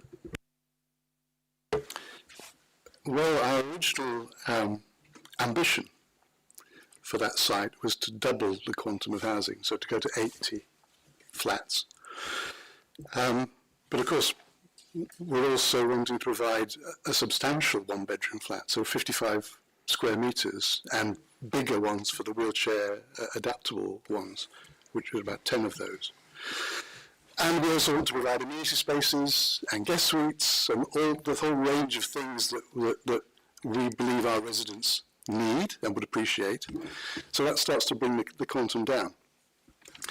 So we were particularly conscious of the relationship of the elevation facing the Grade 2 listed building, the other side of the street, which is why, through a lot of consultation with the Director of Design here and the planners, that elevation has gone up by 1 floor.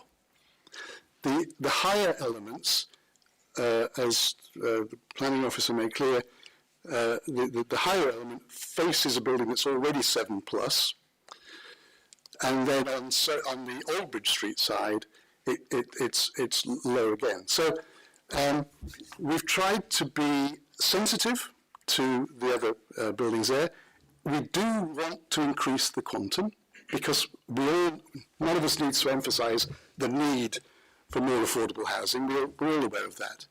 And I honestly don't think that we are sort of wielding that as a club to override and overcome people's objections. We're certainly very conscious of the need, and we're certainly very conscious of designing something that is absolutely suitable for older people in lots of ways. Has that answered your question, Councillor? Councillor Bale? Yeah. Just to follow up on that, you say you've got until 29 until you can be decanting and moving people over. So that's a 3-year period. Just wondering why you've come to planning now rather than spend another 6 months trying to iron out some of these objections.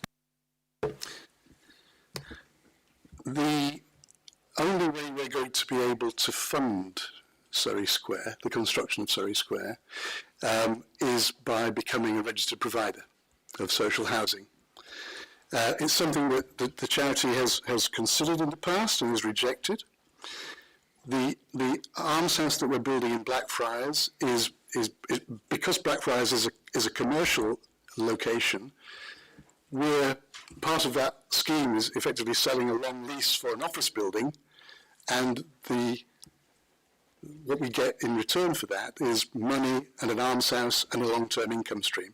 And some of that money is going to go to building this almshouse, but we need money by becoming an RP. And that process could take a couple of years. So we're bringing it forward now because we've also got, if you like, a hard stop, because the issue that you've got, if you've got multiple almshouses and you want to develop one, you've got to find somewhere for your residents to live so you can knock theirs down and rebuild it.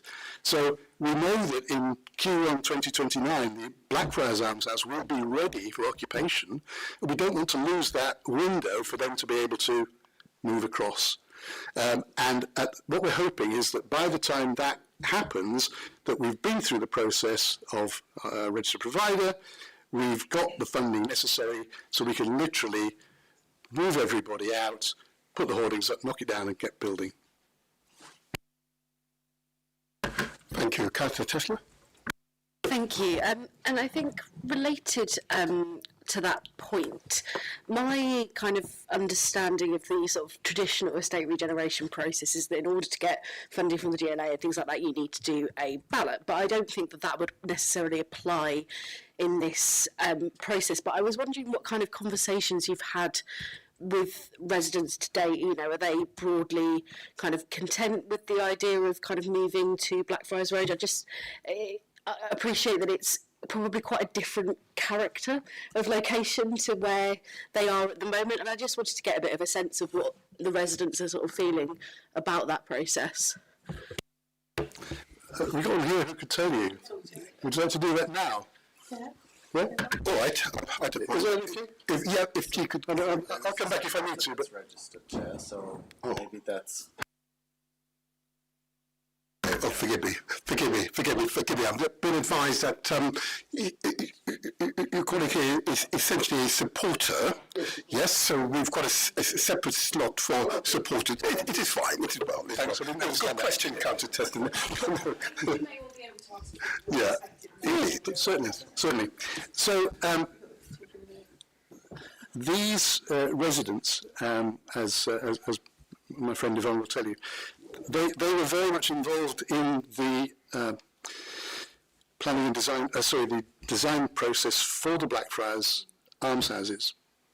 So as well as the people who lived in Edward's house who moved to Appleby Blue, residents from St Mary Newington were also involved in all that. And yes, the character of the two places is very, very different. We've typically, in the past, people have expressed a preference. Do they want to be in Blackfriars? Do they want to be in Walworth? And my perception as not a South Londoner is that there's still a bit of a tribal sort of thing going on there, you know, where there's definitely a proclivity for one or the other. But we've gone through we've done a lot of work with the residents at St Mary's. We keep them briefed as to progress with the almshouse in Blackfriars. We've shown them the plans. We're actually literally building a sample flat right now in Blackfriars, where probably in about 3 weeks' time, groups of residents will come and press the buttons and flick the switches and pull the drawers out and all that, and get a real sense for what that flat is going to be like. Inevitably, there's trepidation on some parts, because of fear of change, and we really, really understand that, because of course we went through this process with people moving from Edward Edwards House to Appleby Blue. We learned an awful lot through that process.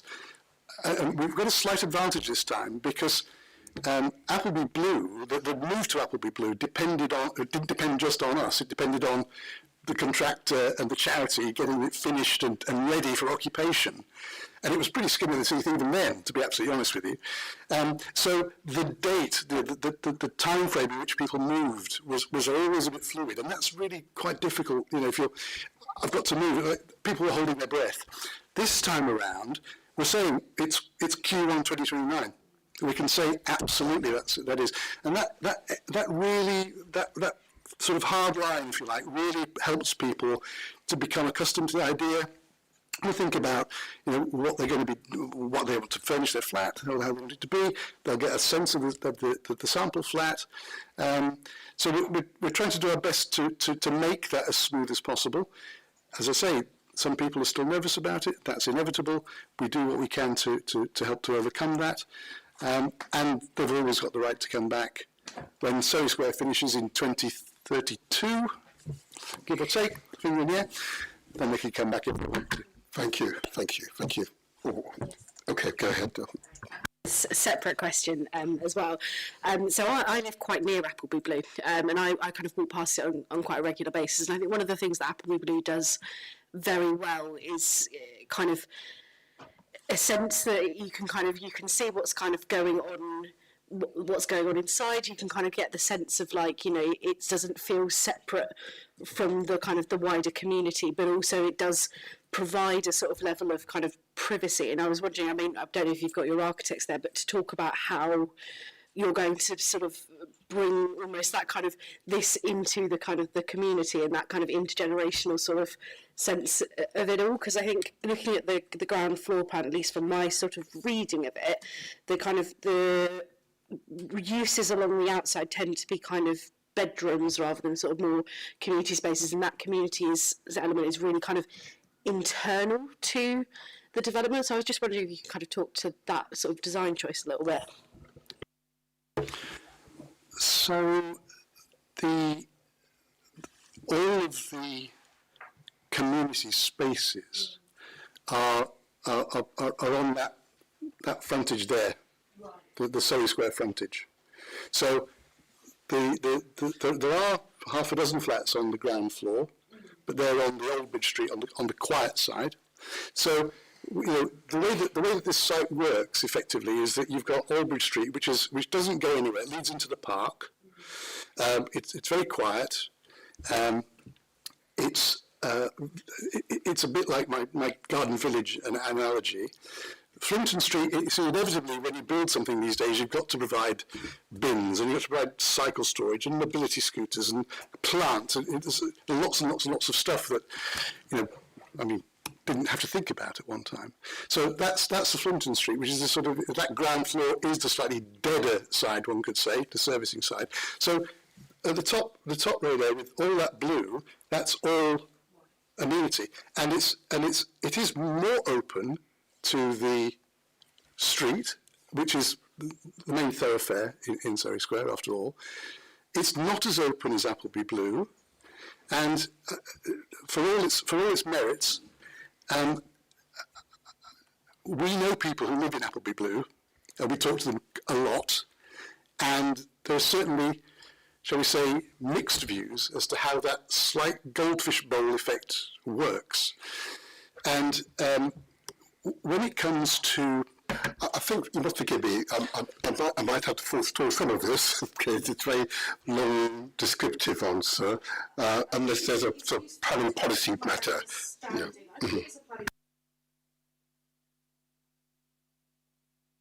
Sorry, Chair, I think it is a planning policy matter because it's about the design choices that are being made here that we're being asked to vote on. So I think it's a very relevant plan and policy discussion, personally. Another minute or so. Go ahead. Yeah, time you will. I shall. Where were we? As regards the community, so there's two sides of the community, there's the inside and the outside. We already work with the folks at Walworth Living Room. We know them, we support them financially, we make grants to them. We're trying for this to be as open, as fluid as possible, whilst maintaining the privacy and security for the Almshouse residents. You know, not all of them want to be, you know, interacting with everybody all the time. So it's getting that balance right. Appleby's done it one way. We're doing it a different way at Blackfriars, where we've got a community hall, hub, village hall, whatever you want to describe it, on the ground floor next door to the residents' lounge. That has a different feel to it. And here, it was, as I say, largely, we know where the main thoroughfare is, we know where our amenity, the sort of those spaces that people can come in and share are going to be there right by the door, and that's what drove the design ultimately. Thank you. No further question? Curtin Merrill. Yeah, I'm going to ask a slightly selfish question, because I don't know if you noticed, I mentioned I've got my son in the school just down the road from there. So it's from a traffic management description and how that would work with this being, I think it is a school street, it's closed off when the kids are being picked up, etc. You're going to have your site going off, and at the other end of the road we've got one hell of a massive site that more like sounds like it's going to be maybe being knocked down roughly at the same time. So it's how you're going to manage your traffic with their traffic and working those, because we've got, you know, 4-year-olds to 11-year-old kids at 3:30 running out, you know, being kids. Well, I haven't got an immediate answer, but I was very pleased to see one of the slides that Andy put up there about there is a route through to the Old Kent Road, and that might, because otherwise it's a bit of a fiddle actually, because you're coming off East Street and around the bend and around the other tight bend and that one there, and actually could potentially provide quite a useful solution. But I haven't got a direct answer, Councillor Moran. Sorry. I suppose on that there will be the construction management plan in place. It's not unusual for developers to talk to one another, and we'll be liaising with the council in terms of the two phases of development that will be coming forward. So if there are that likelihood of two developments being demolished, rebuilt at the one time, then there'll be measures in place that we can do to work around that. Thanks. Thank you very much. I think before you go, we had a very extensive presentation by the objector here. Did you have any responses? Quite a number of points were made. I couldn't list them all, but quite a number of responses were made. Do you have any response to what you heard from the objectors? That was quite an exhaustive list of responses. I think what we would say is that the scheme that's been designed by May Architects has been over a course of 12 months with the design officers from the council, with the planning officers. It's been an evolving process. We did present to the DRP, I think, once or twice. You know, one of their comments was that it was a modest scheme. Why didn't we go higher? Why didn't we increase the density of it? But you know, it's about finding that balance. We do feel that we've done that. And again, we've got an excellent design team led by our heritage consultants. So they've really thought long and hard about creating a building of design quality that really fits within the historic context of Surrey Square. I suppose other points such as quality of daylight within the residence itself. I think, you know, yes, it is a point in terms of balconies overhanging, but it's also a point in terms of the quality of the space, both internally and externally, that's been created in this development, which is, to be fair, I'd quite happily live there. It'll be an exceptional place to live. Other point was made about it not being appropriate for elderly residents. Well, I think the scheme speaks for itself. It's been designed for those in need. Chris and the residents have been through a years-long process in terms of finding that right balance and right quality of scheme to be delivered.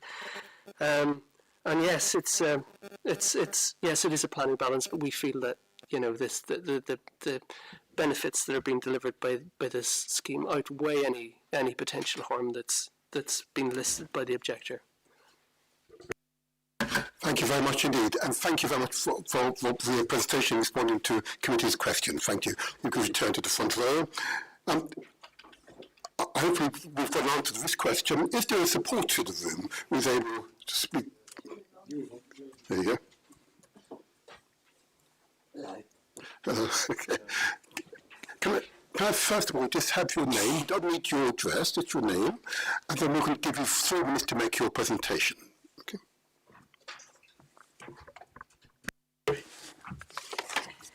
Your name, please. Hello, my name's Yvonne. I'm 68. Well, I didn't ask you your age on this occasion, but no, I know. Okay. Yeah, that's very nice. So, there you go. We're going to give you 3 minutes. We're timing it now for you to make your presentation to the committee. That's okay? Right. I was born in Southwark, schooled, married, and I've lived always in Southwark. Before I went to St Mary's, I had a council house, and I was looking after my mum as well. My husband died, then my mum died, and I had 3 bedrooms. And it was a sin to keep it, so I applied to Southwark Charity, and I got a place in St Mary's. I love it there. But I'm also looking forward to going to Blackfriars, because we've been involved in everything. Even my neighbours, 90 years of age, they can tell you what our new kitchen looks like. We go down with the design team, they show us everything. We've got a beautiful garden, and we're going to get another one, which is going to be even better. We've got communal rooms. We have tea down there 3 or 4 times a week. You can just go in and make a cup of tea. A whole crowd of us. And as I say, the age group is, and some of them are really enthusiastic again to Blackfriars. They're getting something new. I've never had a new place. And because I'm involved with picking and seeing they've took everything in, that we're going to have that brand new and it's going to be ours. Unless I've got a few £1 million to get a designer and pick what I want, when am I ever going to get the chance to get something like what they're going to give me? And it's affordable. I could never afford to live in Blackfriars. I don't think many people could. Or anywhere in London now when you think about it. And it is lovely, St Mary's, but it could be making bigger to give other people a chance, because I didn't realise places like that existed, almshouses. I've learnt a lot about them. I've only been there 18 months, and I've learnt so much about almshouses that it's brilliant, how long they can carry on. Where I lived in Southwark all my life, 40 years in a flat, I knew every neighbour, and they knew me. Then all of a sudden, they all bought their places, or their children bought them. They all moved out. 21 flats. There was only me and one other person who was Southwark Council. All the rest was bought. Airbnbs. Okay, your 3 minutes is up, I'm sorry. Sorry? 3 minutes is now up. Oh, So, right. okay, that's okay. Turn off your mic for the moment. Just turn off your mic, that's it. Now I'm going to find out if there's any member of the committee who wishes to ask you a question. Yes, sure. Oh, Catherine Morell. Now, I'm not sure of his age, though, but if you can ask him afterwards. Well, I was going to give a slight hint. These have been designed for people that are 55 and over. I'm only a couple of years away from being able to apply for them by the sounds of it. So I just want to sort of get a sense of how these have been designed that would make like a modern 55-year-old now that's, going to the gym, etc. How are the new plans? Yeah, exactly. I'm just trying to get over that perception that old means you're decrepit and you've got will and you need a little bit. Actually, what does this independence mean to your longevity and being able to stay fit and healthy? So, can you press the button on that? There you are. We can hear you now. There's the way talking with the team, eye level, which now I've got cupboards up there, because like the arms houses have been there 50 odd years. I can't even get up there. And I don't really want to be going on ladders at 68. And some of my older neighbours, they've listened to everything we've said. So just little things like that would make such a difference. And it's lovely to think us pensioners are going to get that, you know. As I say, other than building your own house, when you're going to ever get this opportunity, and making it more flats, like there's only 41 in St Mary's. It's a shame they can't make it 120. To give other people a chance, my family, I'm sorry, your family, you live local. So really, I think you made your point. I think it's an excellent point. Well made. made. Your point is well made. You did talk your mic, that's fine. Are there further questions from the... Okay, go on then. Am I not allowed to ask a question? Thank you for coming. It's always really nice to sort of hear someone sort of speaking in favour of development. I think often the process of development means you don't often have people kind of come and speak in favour of things. So thank you for doing that. I wanted to ask you, obviously we have had someone from the community objecting as well, and I think particularly talking about how this would kind of fit in with the, you know, what's already there in Surrey Square. We've got listed buildings and things like that, and I was just wondering, as someone that also lives in the area, if you had any kind of thoughts about how this new development would fit in with the area. Well, when Chris first told us, you know, what it was going to be like, and then we went down to the architects and they make, and you could see, like, the part I live in is out the back. All I'm looking at is a nature strip and the park. So I'm not going to be obstructing anything, and actually all I see is, and that there's 7 or 8 floors, flats, on the edge of the park. So what difference is that going to make? And they showed us the bit that's going to go out onto the square, Surrey Square, is going to be a different height. So really, to me it's logical, everyone should be happy. More housing, affordable. And we're not blocking anyone's views.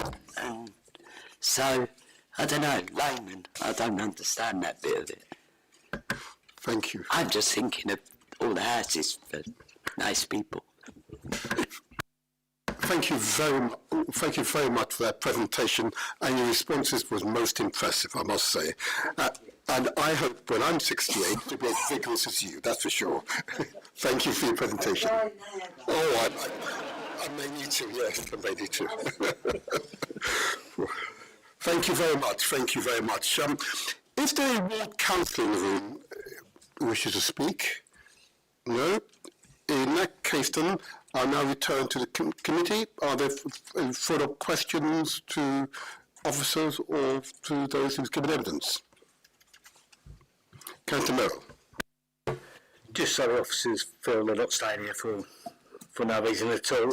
Just talking about the traffic management strategy and that, and with the school nearby, I can tell I've got an invested interest in it to a certain degree because my kid goes to the local school, but I know that sort of like at key school kick-out times, that street is full of 6-year-olds walking up and down, coming in.